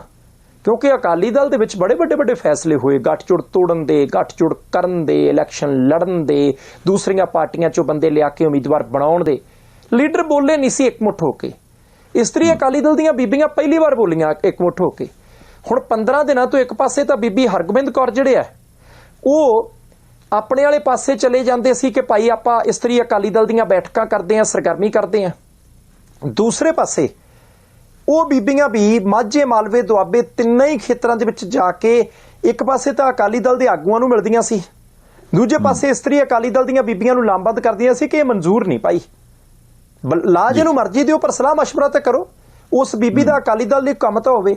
ਅੱਜ ਆਖਰਕਾਰ ਸਰਦਾਰ ਸੁਖਬੀਰ ਸਿੰਘ ਬਾਦਲ ਨੇ ਉਹ ਜਿਹੜੀਆਂ ਨਾਰਾਜ਼ ਬੀਬੀਆਂ ਨੇ ਉਹਨਾਂ ਨੂੰ ਸੱਦਿਆ। ਚੰਗੀ ਗੱਲ ਹੈ, ਕਿਉਂਕਿ ਪਾਰਟੀਆਂ ਜੇ ਆਪਸੀ ਫੁੱਟ ਤੋਂ ਬਾਹਰ ਨਿਕਲਣਗੀਆਂ ਫਿਰ ਹੀ ਪੰਜਾਬ ਦੇ ਮੁੱਦਿਆਂ ਤੇ ਸੋਚਣਗੀਆਂ।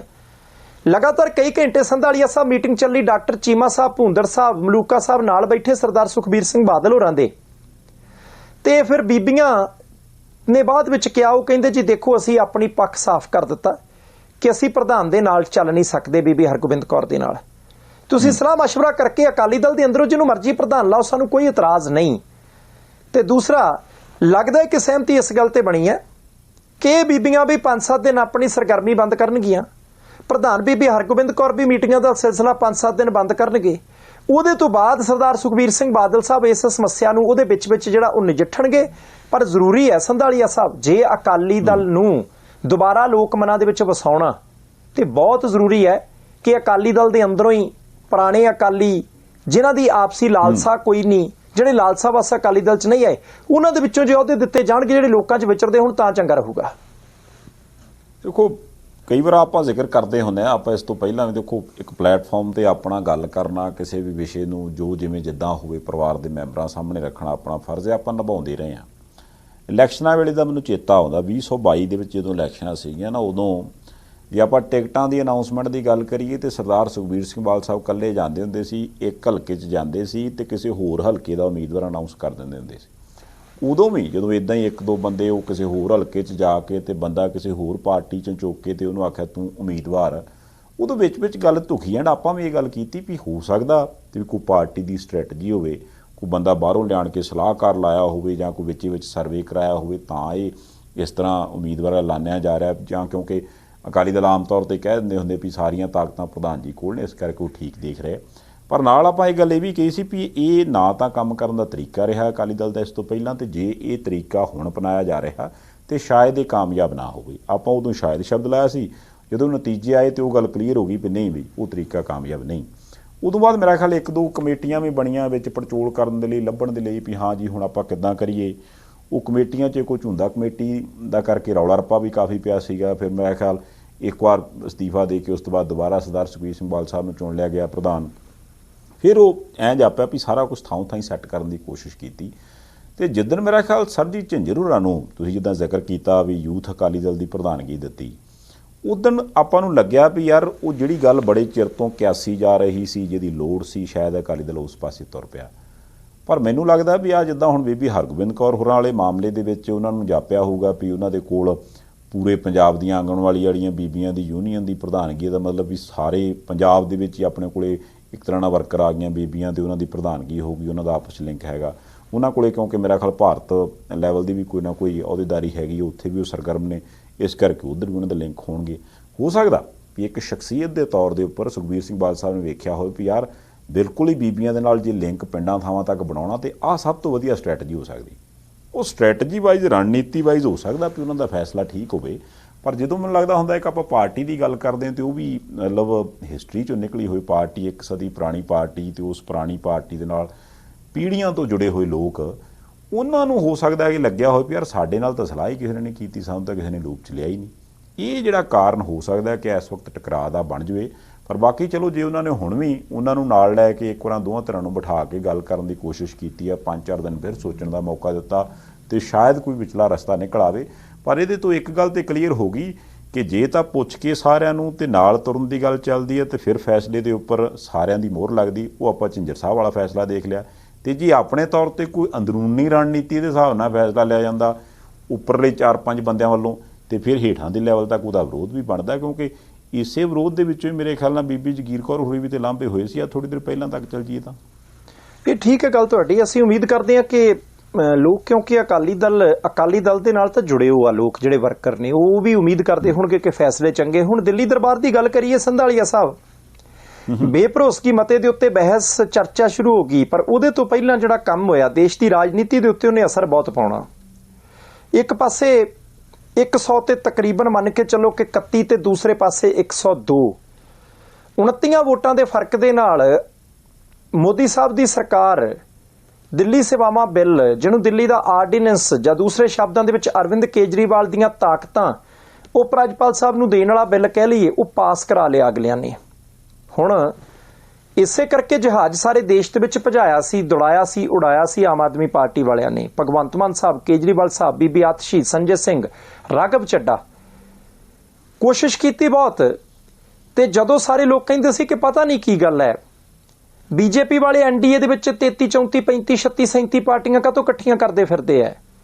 ਬੀਜੇਪੀ ਵਾਲਿਆਂ ਨੂੰ ਕੀ ਆਪਣੇ ਬਲਬੂਤੇ ਬਹੁਮਤ ਹੈ? ਇਹ ਰਾਜ ਸਭਾ ਦੇ ਵਿੱਚ ਜਦੋਂ ਵੋਟਾਂ ਪਈਆਂ ਉਦੋਂ ਪਤਾ ਲੱਗਾ। ਸੰਧਾਲੀਆ ਸਾਹਿਬ, ਆਪਾਂ ਪਿਛਲੇ ਦਿਨਾਂ ਦੇ ਵਿੱਚ ਵੀ ਚਰਚਾ ਕੀਤੀ ਸੀ ਕਿ 2 ਪਾਰਟੀਆਂ ਦੇ ਹੱਥ 'ਚ ਗੇਮ ਹੈ, ਇੱਕ ਵਾਈਐਸਆਰ ਰੈਡੀ ਤੇ ਦੂਸਰੇ ਨਵੀਨ ਪਟਨਾਇਕ। 18 ਮੈਂਬਰ ਇਹਨਾਂ ਦੇ ਕੋਲ ਸੀ। ਇਹ 18 ਰਾਜ ਸਭਾ ਦੇ ਮੈਂਬਰ ਦੋਨਾਂ ਪਾਰਟੀਆਂ ਦੇ 9-9, ਤੇਲਗੂ ਦੇਸਮ ਪਾਰਟੀ ਦਾ ਇੱਕ ਵੀ ਇੱਧਰ ਹੀ ਭੁਗਤਿਆ, ਉਹਨੂੰ ਆਪਾਂ ਛੱਡ ਲੈਂਦੇ ਹਾਂ।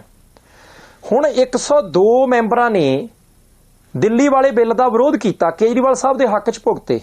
ਤੇ ਜੇ ਦੋਏ ਪਾਰਟੀਆਂ ਜਿਨ੍ਹਾਂ ਦੀਆਂ 2 ਸੂਬਿਆਂ 'ਚ ਸਰਕਾਰਾਂ, ਜੇ ਇਹਨਾਂ ਦੇ 18 ਮੈਂਬਰ ਇਧਰਲੇ ਪਾਸੇ ਭੁਗਤਦੇ ਕੇਜਰੀਵਾਲ ਸਾਹਿਬ ਦੇ ਹੱਕ 'ਚ, ਤਾਂ ਇਹਨਾਂ ਨੂੰ ਵੋਟਾਂ ਕਿੰਨੀਆਂ ਪੈਣੀਆਂ ਸੀ? ਤੁਸੀਂ ਅੰਦਾਜ਼ਾ ਲਾਓ। 102 ਤੇ 18, 120।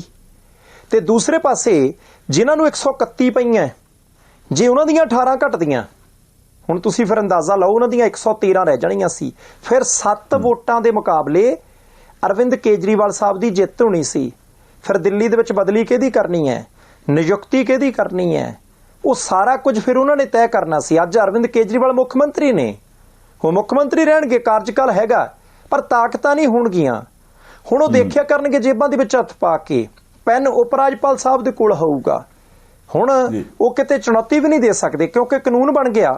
ਕਿਉਂਕਿ ਜਦ ਬਿੱਲ ਹੈ, ਰਾਸ਼ਟਰਪਤੀ ਸਾਹਿਬ ਦੇ ਸਾਈਨ ਹੋ ਜਾਣੇ ਬੀਬੀ ਦ੍ਰੋਪਦੀ ਮੁਰਮੂ ਜੀ ਦੇ, ਤੇ ਕਾਨੂੰਨ ਸੁਪਰੀਮ ਕੋਰਟ ਨੇ, ਹਾਈ ਕੋਰਟਾਂ ਨੇ ਸੰਸਦ ਦੇ ਫੈਸਲਿਆਂ ਦੇ ਮੁਤਾਬਕ ਕੰਮ ਕਰਨਾ। ਇਸ ਕਰਕੇ ਹੁਣ ਅਰਵਿੰਦ ਕੇਜਰੀਵਾਲ ਸਾਹਿਬ ਦੇ ਕੋਲੇ ਕੋਈ ਰਾਹ ਨਹੀਂ। ਹਾਲਾਂਕਿ ਉਹ ਕਹਿੰਦੇ ਆ ਜੀ ਦਿੱਲੀ ਦੇ ਲੋਕ ਲੋਕ ਸਭਾ ਚੋਣਾਂ ਦੇ ਵਿੱਚ ਇਸ ਗੱਲ ਦਾ ਜਵਾਬ ਦੇਣਗੇ, ਪਰ ਛੋਟੀਆਂ ਪਾਰਟੀਆਂ ਨੂੰ ਨਾਲ ਲਿਆਉਣ ਦੀ ਜਿਹੜੀ ਬੀਜੇਪੀ ਦੀ ਰਣਨੀਤੀ ਸੀ, ਉਹਦੇ ਵਿੱਚੋਂ ਕਾਮਯਾਬ ਹੋ ਗਏ ਤੇ ਸਿਰਫ 2 ਪਾਰਟੀਆਂ ਨੂੰ ਨਾਲ ਨਾ ਜੋੜ ਸਕਣ ਕਰਕੇ ਅਰਵਿੰਦ ਕੇਜਰੀਵਾਲ, ਤੇਜਸਵੀ ਯਾਦਵ, ਨਿਤਿਸ਼ ਕੁਮਾਰ, ਸ਼ਰਦ ਪਵਾਰ, ਉद्धਵ ਠਾਕਰੇ, ਮਮਤਾ ਬੈਨਰਜੀ, ਅਖਿਲੇਸ਼ ਯਾਦਵ, ਸਟਾਲਿਨ ਸਾਹਿਬ, ਕਾਮਰੇਡਾਂ ਦੀਆਂ 3 ਧਿਰਾਂ ਫੇਲ ਹੋ ਗਈਆਂ। ਤੁਸੀਂ ਬਾਰ ਸਾਹਿਬ ਜੇ ਚੇਤਾ ਕਰੋ ਤੇ ਮੈਂ ਉਦੋਂ ਹੀ ਕਿਹਾ ਸੀ ਨਾ ਵੀ ਰਾਜ ਸਭਾ ਦੇ ਵਿੱਚ ਇਹ ਆਰਡੀਨੈਂਸ ਪਾਸ ਕਰਾ ਲੈਣਾ ਅਗਲਿਆਂ ਨੇ। ਜੇ ਤੁਹਾਨੂੰ ਚੇਤਾ ਹੋਵੇ, ਹੁਣ ਮੈਨੂੰ ਇਹ ਨਾ ਕਿ ਤੁਸੀਂ ਅੰਦਰਲੀਆਂ ਗੱਲਾਂ ਜਾਣਦੇ ਹੋ, ਲੀਡਰ ਸਾਹਿਬ ਫਲਾਨਾ ਢਿੰਗੜਾ, ਮੈਂ ਤਾਂ ਸਿਰਫ ਰਣਨੀਤੀ ਦੀ ਗੱਲ ਕਰਦਾ ਸੀ, ਕਿਉਂਕਿ ਮੈਨੂੰ ਇਹ ਲੱਗਦਾ ਸੀ ਵੀ 2024 ਤੋਂ ਇੰਨੇ ਕੁ ਮਹੀਨੇ ਪਹਿਲਾਂ ਜੇ ਏਡੀ ਵੱਡੀ ਸੱਟ ਇਹ 25-26 ਪਾਰਟੀਆਂ ਰਲ ਕੇ ਮਿਲ ਕੇ, ਚਾਹੇ ਕਾਂਗਰਸ ਮਮਤਾ ਹੋਰੀ ਜਾਂ ਕੇਜਰੀਵਾਲ ਸਾਹਿਬ ਹੋਣੀ, ਬੀਜੇਪੀ ਨੂੰ ਮਾਰ ਗਏ ਵੀ ਯਾਰ ਅਸੀਂ ਦੇਖਿਆ ਰਾਹ ਰੋਕ ਲਿਆ, ਉਹ ਇੱਕ ਐਸੀ ਚੁਣੌਤੀ ਹੋਣੀ ਸੀ ਜਿਸ ਚੁਣੌਤੀ ਨੇ ਇੱਕ ਸ਼ੁਰੂਆਤ ਕਰ ਦੇਣੀ ਸੀ ਇੱਕ ਵੱਡੀ ਚੰਗਿਆੜੀ ਦੀ ਕਿ ਯਾਰ ਨਹੀਂ, ਹੁਣ ਹੌਲੀ ਹੌਲੀ ਤੱਕੜੀ ਦਾ ਪਲੜਾ ਜਿਹੜਾ ਉਹ ਦੂਸਰੇ ਪਾਸੇ ਨਿਵਣ ਲੱਗ ਪਿਆ। ਜਿਹੜੇ ਨਵੀਨ ਪਟਨਾਇਕ ਦੀ ਜਾਂ YSR ਰੈਡੀ ਹੋਰਾਂ ਦੀ ਤੁਸੀਂ ਹੁਣ ਗੱਲ ਕਰਦੇ ਹੋ ਕਿ ਉਸ ਪਾਸੇ ਜੁੜੇ, ਉਹੋ ਜਿਹੇ ਕਈ ਜਿਹੜੇ ਅਜੇ ਨਿਊਟਰਲ ਤੁਰੇ ਫਿਰਦੇ ਸੀ, ਉਹਨਾਂ ਨੇ ਗੇਰ ਇਸ ਪਾਸੇ ਪਾ ਲੈਣਾ ਸੀ ਤੇ 26 ਤੋਂ 27 ਫਿਰ 28 ਫਿਰ 29 ਫਿਰ 30 ਫਿਰ 31, ਯਾਨੀ ਕਿ ਇੰਡੀਆ ਵਰਸਸ NDA ਵਾਲਾ ਜਿਹੜਾ ਪਲੜਾ ਸੀ ਉਹ ਹੁਣ ਜੇ ਇੱਦਾਂ ਜਾਪਦਾ ਵੀ NDA ਦਾ ਪਲੜਾ ਭਾਰੀ ਹੈ ਤੇ ਉਹ ਹੌਲੀ ਹੌਲੀ ਇੰਡੀਆ ਵਾਲਾ ਪਲੜਾ ਭਾਰੀ ਹੋਣ ਲੱਗ ਪੈਣਾ ਸੀ। ਮੈਨੂੰ ਲੱਗਦਾ ਸੀ ਕਿ ਵੀ ਇਹ ਜਿਹੜੀ ਸ਼ਾਇਦ ਨੌਬਤ ਹੈ ਉਹ BJP ਨਾ ਆਉਣ ਦੇਵੇ। ਇਹੀ ਇੱਕ ਕਾਰਨ ਸੀਗਾ ਕਿ ਉਹਨਾਂ ਨੇ ਇੰਨੀ ਕੋਸ਼ਿਸ਼ ਕੀਤੀ। ਹਾਲਾਂਕਿ ਕੋਸ਼ਿਸ਼ ਵਾਲੇ ਪਾਸਿਓਂ ਤੇ ਕਮੀ ਕੋਈ ਇੰਡੀਆ ਵਾਲੇ ਗਰੁੱਪ ਨੇ ਵੀ ਨਹੀਂ ਛੱਡੀ। ਹੁਣ ਤੁਸੀਂ ਦੇਖੋ ਵੀ ਸਾਬਕਾ ਪ੍ਰਧਾਨ ਮੰਤਰੀ ਡਾਕਟਰ ਮਨਮੋਹਨ ਸਿੰਘ ਹੋਰੀ, ਉਹਨਾਂ ਦੀ ਸਿਹਤ ਠੀਕ ਨਹੀਂ, ਪਰ ਉਸ ਦਿਨ ਕਿਉਂਕਿ ਵੋਟਾਂ ਪੈਣੀਆਂ ਸੀ, ਉੱਥੇ ਆਉਣਾ ਪੈਣਾ ਸੀਗਾ, ਉਹਦੇ ਬਾਵਜੂਦ ਵੀ ਉਹ ਵੀਲ ਚੇਅਰ ਤੇ ਉੱਥੇ ਆਏ ਵੀ ਮੈਂ ਆਪਣੀ ਵੋਟ ਪਾਉਣੀ। ਹਾਲਾਂਕਿ ਉਹਦੀ ਤਾਰੀਫ ਵੀ ਰਾਘਵ ਚੱਡਾ ਸਾਹਿਬ ਨੇ ਕੀਤੀ ਵੀ ਆਹ ਦੇਖੋ ਜੀ ਆਹ ਹੁੰਦੀ ਹੈ ਕਮਿਟਮੈਂਟ, ਵੀ ਯਾਰ ਇਹਨਾਂ ਸ਼ਖਸੀਅਤਾਂ ਤੋਂ ਸਾਨੂੰ ਸਿੱਖਣਾ ਚਾਹੀਦਾ ਵੀ ਜੇ ਸੰਵਿਧਾਨ ਬਚਾਉਣਾ, ਲੋਕਤੰਤਰ ਬਚਾਉਣਾ ਅੱਜ ਸਾਨੂੰ ਲੋੜ ਹੈ ਸਾਡੇ ਦੇਸ਼ ਦੇ ਹੱਕ 'ਚ ਖਲੋਣ ਦੀ, ਤੇ ਬਿਮਾਰੀ ਸਰੀਰ ਆਪਣਾ ਪਿੱਛੇ ਰਹਿ ਗਿਆ, ਪਹਿਲਾਂ ਆਪਾਂ ਆਪਣਾ ਫਰਜ਼ ਨਿਭਾਉਣਾ। ਪਰ ਮੈਨੂੰ ਲੱਗਦਾ ਸੀ ਵੀ ਇਹ ਹੋ ਸਕਦਾ ਹੈ ਇਮੋਸ਼ਨਲੀ ਤਾਂ ਚੀਜ਼ਾਂ ਠੀਕ ਲੱਗਣ ਕਿ ਯਾਰ ਸਰਦਾਰ ਮਨਮੋਹਨ ਸਿੰਘ ਜੀ ਬਿਮਾਰ ਹੋਣ ਦੇ ਬਾਵਜੂਦ ਵੀ ਆਏ, ਪਰ ਜਦੋਂ ਰਾਜਨੀਤੀ ਦੀ ਗੱਲ ਕਰਦੇ ਰਾਜਨੀਤੀ ਤੇ ਫਿਰ ਰਣਨੀਤੀਆਂ ਨੇ ਨਾ, ਤੇ ਜਿਨ੍ਹਾਂ ਨੇ ਰਣਨੀਤੀਆਂ ਘੜ ਲੀਆਂ ਸੀ, ਰਾਜਨੀਤੀ ਖੇਡ ਲਈ ਸੀ, ਜੇ ਉਹ ਉਦੋਂ ਸੁਪਰੀਮ ਕੋਰਟ ਦੇ 8 ਸਾਲ ਕੇਸ ਚੱਲਣ ਤੋਂ ਬਾਅਦ 8 ਦਿਨਾਂ 'ਚ ਆਰਡੀਨੈਂਸ ਲਿਆ ਕੇ ਤੇ ਦੁਬਾਰਾ ਕਹਾਣੀ ਫਿੱਟ ਕਰ ਸਕਦੇ ਸੀ, ਇੰਨੀ ਛੇਤੀ ਉਹ ਕੇਜਰੀਵਾਲ ਸਾਹਿਬ ਦੇ ਪੈਰ ਥੱਲੇ ਬਟੇਰਾ ਆਉਣ ਦਿੰਦੇ, ਇਹਦੀ ਮੈਨੂੰ ਆਸ ਘੱਟ ਸੀ ਤੇ ਹੋਇਆ ਹੀ ਵੇਖ ਲਓ ਹੀ। ਦੂਸਰੇ ਪਾਸੇ ਰਾਘਵ ਚੱਡਾ ਸਾਹਿਬ ਦਾ ਵੀ ਪੇਚ ਫਸ ਗਿਆ। ਖੁਦ ਦੇਸ਼ ਦੇ ਗ੍ਰਹਿ ਮੰਤਰੀ ਅਮਿਤ ਸ਼ਾਹ ਸਾਹਿਬ ਇਸ ਮਸਲੇ 'ਚ ਇਨਵੋਲਵ ਹੋਏ, ਕਿਉਂਕਿ ਜਦੋਂ ਦਿੱਲੀ ਵਾਲੇ ਇਸ ਮਸਲੇ ਤੇ ਵੋਟਾਂ ਪੈਣੀਆਂ ਸੀ, ਉਹਦੇ ਤੋਂ ਪਹਿਲਾਂ ਸੰਧਾਲੀਆ ਸਾਹਿਬ, ਰਾਘਵ ਚੱਡਾ ਸਾਹਿਬ ਨੇ ਇੱਕ ਮਤਾ ਗਾਂਹ ਨੂੰ ਤੋਰਿਆ। ਉਹਦੇ ਨਾਲ ਸੰਬੰਧਿਤ ਕੁਝ ਇੱਕ ਮੈਂਬਰ ਪਾਰਲੀਮੈਂਟਾਂ ਦਾ ਜ਼ਿਕਰ ਸੀ। ਜਦੋਂ ਉਹਨਾਂ ਮੈਂਬਰ ਪਾਰਲੀਮੈਂਟਾਂ ਦੇ ਨਾਂ ਰਾਜ ਸਭਾ ਨੂੰ ਚਲਾਉਣ ਵਾਲੇ ਉਪ ਸਭਾਪਤੀ ਸਾਹਿਬ ਨੇ ਪੜ੍ਹੇ ਤਾਂ ਕੁਝ ਮੈਂਬਰ ਪਾਰਲੀਮੈਂਟਾਂ ਨੇ ਕਹਿੰਦੇ ਇਤਰਾਜ਼ ਕਰ ਦਿੱਤਾ ਕਿ ਸਾਨੂੰ ਤਾਂ ਪਤਾ ਹੀ ਨਹੀਂ, ਸਾਡੇ ਦਸਖਤ ਕਿਹਨੇ ਕਰ ਦਿੱਤੇ, ਸਾਡੇ ਤੋਂ ਤਾਂ ਸਹਿਮਤੀ ਕਿਸੇ ਨੇ ਨਹੀਂ ਲਈ। ਹੁਣ ਅਮਿਤ ਸ਼ਾਹ ਸਾਹਿਬ ਜਿਹੜੇ ਦੇਸ਼ ਦੇ ਗ੍ਰਹਿ ਮੰਤਰੀ ਆ, ਉਹ ਕਹਿੰਦੇ ਜੀ ਇਹ ਤਾਂ ਗਲਤ ਹੋ ਗਿਆ, ਔਨ ਰਿਕਾਰਡ ਹੈ ਸਾਰਾ ਕੁਝ, ਕਹਿੰਦੇ ਜੀ ਕਾਰਵਾਈ ਹੋਵੇ, ਜਾਂਚ ਪੜਤਾਲ ਕੀਤੀ ਜਾਵੇ ਕਿ ਦੇਸ਼ ਦੇ ਚੁਣੇ ਹੋਏ ਮੈਂਬਰ ਪਾਰਲੀਮੈਂਟਾਂ ਦੇ ਦਸਖਤ ਕਿਹਨੇ ਕੀਤੇ ਹੈ, ਕਿਉਂਕਿ ਮਤਾ ਰਾਘਵ ਚੱਡਾ ਸਾਹਿਬ ਆਮ ਆਦਮੀ ਪਾਰਟੀ ਦੇ ਰਾਜ ਸਭਾ ਮੈਂਬਰ ਨੇ ਅੱਗੇ ਨੂੰ ਤੋਰਿਆ ਸੀ, ਚਰਚਾ ਉਧਰਲੇ ਪਾਸੇ ਨੂੰ ਤੁਰ ਪਈ। ਉਹਦੇ ਤੋਂ ਬਾਅਦ ਜਿਹੜੇ ਰਾਜ ਸਭਾ ਨੂੰ ਚਲਾਉਣ ਵਾਲੇ ਉਪ ਸਭਾਪਤੀ ਸਾਹਿਬ ਆ, ਉਹ ਕਹਿੰਦੇ ਜੀ 4 ਮੈਂਬਰ ਪਾਰਲੀਮੈਂਟਾਂ ਦੀ ਲਿਖਤੀ ਰੂਪ ਦੇ ਵਿੱਚ ਸ਼ਿਕਾਇਤ ਵੀ ਆ ਗਈ ਕਿ ਸਾਡੇ ਨਾਂ ਪਤਾ ਨਹੀਂ ਕਿਉਂ ਵਰਤੇ ਗਏ, ਇਸ ਮਤੇ ਨੂੰ ਪੇਸ਼ ਕਰਨ ਲੱਗਿਆ ਅਸੀਂ ਤਾਂ ਆਖਿਆ ਹੀ ਨਹੀਂ, ਐਸਿਡੀ ਤਾਂ ਸਹਿਮਤੀ ਕਿਸੇ ਨੇ ਲਈ ਨਾ ਅਸੀਂ ਸਾਈਨ ਕੀਤੇ ਆ। ਮੈਨੂੰ ਲੱਗਦਾ ਸੰਧਾਲੀਆ ਸਾਹਿਬ ਇਹ ਪੇਚ ਫਸ ਜਾਣਾ। ਹਾਲਾਂਕਿ ਸੰਜੇ ਸਿੰਘ ਹੋਰਾਂ ਨੇ ਕਿਹਾ ਕਿ ਰਾਘਵ ਚੱਡਾ ਨੂੰ ਮੇਰੇ ਵਾਂਗੂ ਪਾਰਲੀਮੈਂਟ ਦੇ ਵਿੱਚੋਂ ਬਾਹਰ ਕੱਢਣ ਦੀ ਸਾਜ਼ਿਸ਼ ਹੈ, ਲੋੜ ਹੀ ਨਹੀਂ ਹੁੰਦੀ, ਬੰਦਾ ਜਿਹਦੇ ਮਰਜ਼ੀ ਨਾ ਪ੍ਰਪੋਜ਼ ਕਰ ਸਕਦਾ। ਪਰ ਹੁਣ ਪੰਗਾ ਪੈ ਗਿਆ, ਹੁਣ ਇਹ ਮਸਲਾ ਅੱਗੇ ਤੱਕ ਜਾਣਾ, ਸਾਨੂੰ ਨਹੀਂ ਪਤਾ ਕਿ ਇਸ ਮਸਲੇ ਦਾ ਅੰਤ ਹੋਏਗਾ ਕਿੱਥੇ। ਪਰ ਤੁਸੀਂ ਦੇਖੋ ਸੰਧਾਲੀਆ ਸਾਹਿਬ, ਜਦੋਂ ਦੇਸ਼ ਦੇ ਵਿੱਚ ਮਣੀਪੁਰ ਤੇ ਨੂੰਹ ਵਰਗੀਆਂ ਘਟਨਾਵਾਂ ਨੇ, ਜਦੋਂ ਦੇਸ਼ ਦੇ ਕਈ ਸੂਬੇ ਇਸ ਵੇਲੇ ਹੜ੍ਹਾਂ ਵਾਲੇ ਇੱਕ ਚੱਕਰ ਦੇ ਵਿੱਚ ਫਸੇ ਹੋਏ ਹੈ, ਜਦੋਂ ਬਹੁਤ ਸਾਰੇ ਸੰਕਟ ਹੁੰਦੇ ਦੁਨੀਆ ਭਰ ਦੇ ਸਾਹਮਣੇ, ਜੇ ਉਦੋਂ ਦੇਸ਼ ਦੀ ਪਾਰਲੀਮੈਂਟ ਦੇ ਅੰਦਰ ਹੀ ਇਹ ਰੌਲਾ ਪੈ ਜਾਵੇ ਕਿ ਭਾਈ ਕਿਸੇ ਨੇ ਸਾਈਨ ਪਤਾ ਨਹੀਂ ਕੀਤੇ, ਗਲਤ ਕਿ ਨਹੀਂ ਕੀਤੇ, ਤਾਂ ਫਿਰ ਉੱਥੇ ਕਿੰਨੀ ਕੁ ਗੰਭੀਰਤਾ ਹੈ, ਕਿੰਨੀ ਕੁ ਗੈਰ ਗੰਭੀਰਤਾ, ਤੁਸੀਂ ਹਿਸਾਬ ਕਿਤਾਬ ਆਪੇ ਹੀ ਲਾ ਲਓ। ਮੈਨੂੰ ਨਾ ਚੇਤਾ ਆਉਂਦਾ, ਤੁਸੀਂ ਦੇਖੋ ਸਕੂਲ ਦੇ ਵਿੱਚ ਆਪਾਂ ਦੇਖੀਏ ਨਾ ਕਿਤੇ ਆਮ ਤੌਰ ਤੇ ਮਾਸਟਰ ਜੀ ਥੋੜ੍ਹੇ ਜਿਹੇ ਗਰਮ ਸੁਭਾਅ ਦੇ ਹੋਣ ਨਾ, ਖਾਸ ਕਰਕੇ PT ਮਾਸਟਰ ਦਾ ਕੰਮ ਹੁੰਦਾ ਨਾ ਵੀ ਹਾਂ ਵੀ ਉਹਦਾ ਕੁਰਸੀ ਡਾਹੀ ਹੁੰਦੀ ਛਾਵੇਂ ਦੀ, ਇਹ ਗਰਾਊਂਡ 'ਚ ਖੇਡਦੇ ਨਿਆਣਿਆਂ ਦੇ ਉੱਪਰ ਨਿਗਾਹ ਹੁੰਦੀ ਵੀ ਕਿਹੜਾ ਕੀ ਕਰਦਾ, ਤੇ ਜਦੋਂ ਇਹ ਨਿਗਾਹ ਮਾਰਦਾ ਨਾ ਜਾਪੇ ਵੀ ਇੱਕ ਸ਼ਰਾਰਤ ਇੱਧਰੋਂ ਕਰਦਾ, ਇੱਕ ਅੱਧਾ ਉਤੋਂ ਅਗਲਵਾਂਢੀ ਹੋ ਗਿਆ ਹੁੰਦਾ ਬਈ ਪਹਿਲਾਂ ਮੈਂ ਜਾ ਕੇ ਸ਼ਿਕਾਇਤ ਲਾਦਾ, ਮਾਸਟਰ ਜੀ ਇਹਨੇ ਪਹਿਲਾਂ ਮੈਨੂੰ ਐਂ ਕੀਤਾ ਜੀ, ਇਹਨੂੰ ਪੁੱਛੋ ਜੀ ਇਹਨੇ ਐਂ ਕੀਤਾ, ਉਹਨੇ ਜਿਹਨੂੰ ਦੂਜੀ ਤੇ ਰੌਲਾ ਪਾਉਣ ਲੱਗ ਪੈਂਦੀ।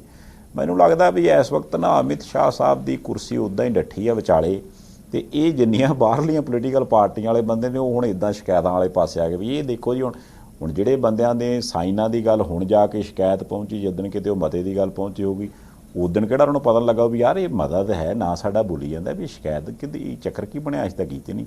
ਪਰ ਬਾਅਦ ਦੇ ਵਿੱਚ ਗੱਲ ਸਾਹਮਣੇ ਆਈ ਵੀ ਹੈ ਨਾ।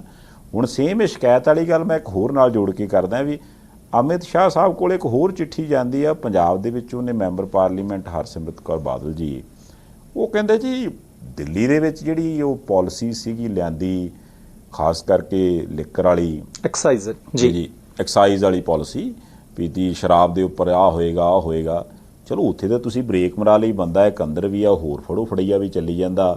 ਤੇ ਜੀ ਪੰਜਾਬ ਦੇ ਵਿੱਚ ਉਹੀ ਉਹ ਇੱਧਰ ਚਲਾਈ ਜਾਂਦੇ ਨੇ, ਫਿੱਟ ਕਰੀ ਜਾਂਦੇ ਨੇ ਵੀ ਇੱਧਰ ਕੋਈ ਪੁੱਛ ਪੜਤਾਲ ਕਿਉਂ ਨਹੀਂ ਕਰਦੇ। ਇਹ ਹੁਣ ਤੁਹਾਨੂੰ ਯਾਦ ਆਇਆ ਨਾ ਵੀ ਬਿਲਕੁਲ ਨਿਆਣੇ ਉਹ ਕਹਿੰਦੇ ਮਾਸਟਰ ਜੀ ਮੇਰੀ ਵੀ ਸੁਣ ਲਓ ਜੀ, ਆਹ ਦੇਖੋ ਜੀ ਇਹਨੇ ਜੀ ਇੱਥੇ ਮੇਰੇ ਤੇ ਪਾਣੀ ਡੋਲਦਾ ਜੀ, ਇਹਨੇ ਆਹ ਦੇਖੋ ਜੀ ਦਾਲ ਖਲਾਰਤੀ।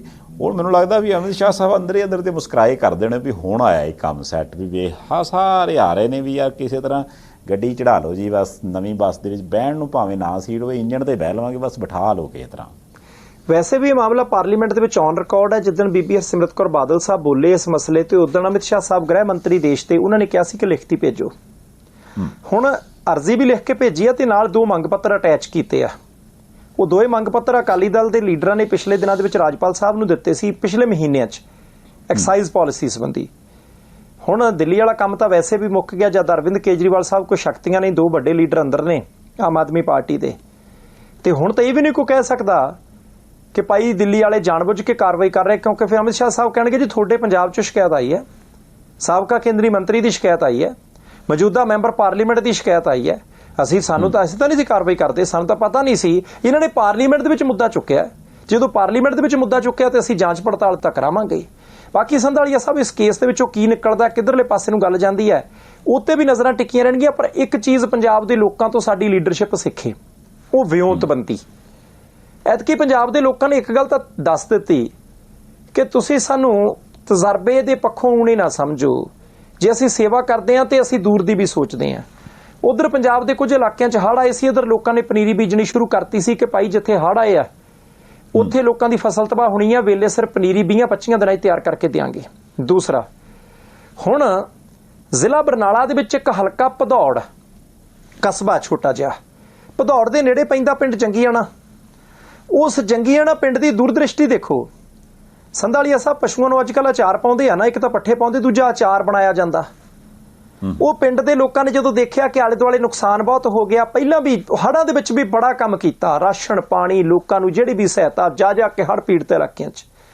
ਉਸ ਜੰਗੀਆਣਾ ਪਿੰਡ ਦੇ ਲੋਕਾਂ ਨੇ ਇਕੱਠੇ ਹੋ ਕੇ, ਨੌਜਵਾਨਾਂ ਨੇ ਵੱਡਿਆਂ ਦੀ ਅਗਵਾਈ 'ਚ NRIs ਦੀ ਮਦਦ ਦੇ ਨਾਲ ਅਚਾਰ ਪਾ ਲਿਆ। ਮਹੀਨਾ ਹੋ ਗਿਆ ਸੀ ਲੱਗਿਆਂ ਨੂੰ।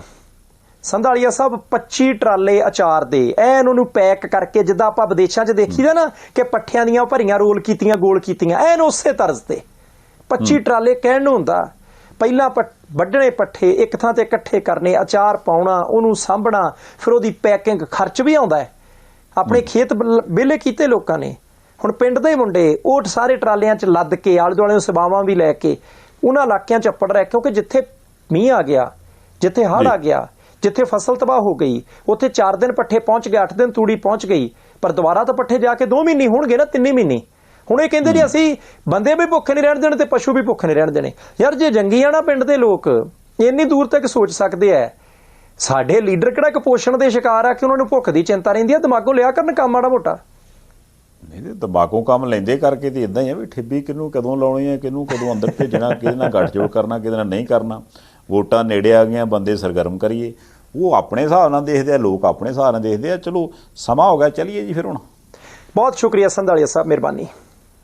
ਲਓ ਜੀ, ਇਹਦੇ ਨਾਲ ਹੀ ਇਸ ਪ੍ਰੋਗਰਾਮ ਨੂੰ ਇੱਥੇ ਸਮਾਪਤ ਕਰਦੇ ਹਾਂ। ਆਪਣੀ ਫੀਡਬੈਕ ਭੇਜਦੇ ਰਿਹਾ ਕਰੋ, ਦੇਖਦੇ ਰਹਿਣਾ ਪ੍ਰਾਈਮ ਏਸ਼ੀਆ TV, ਤੁਹਾਡਾ ਆਪਣਾ, ਤੁਹਾਡੇ ਲਈ।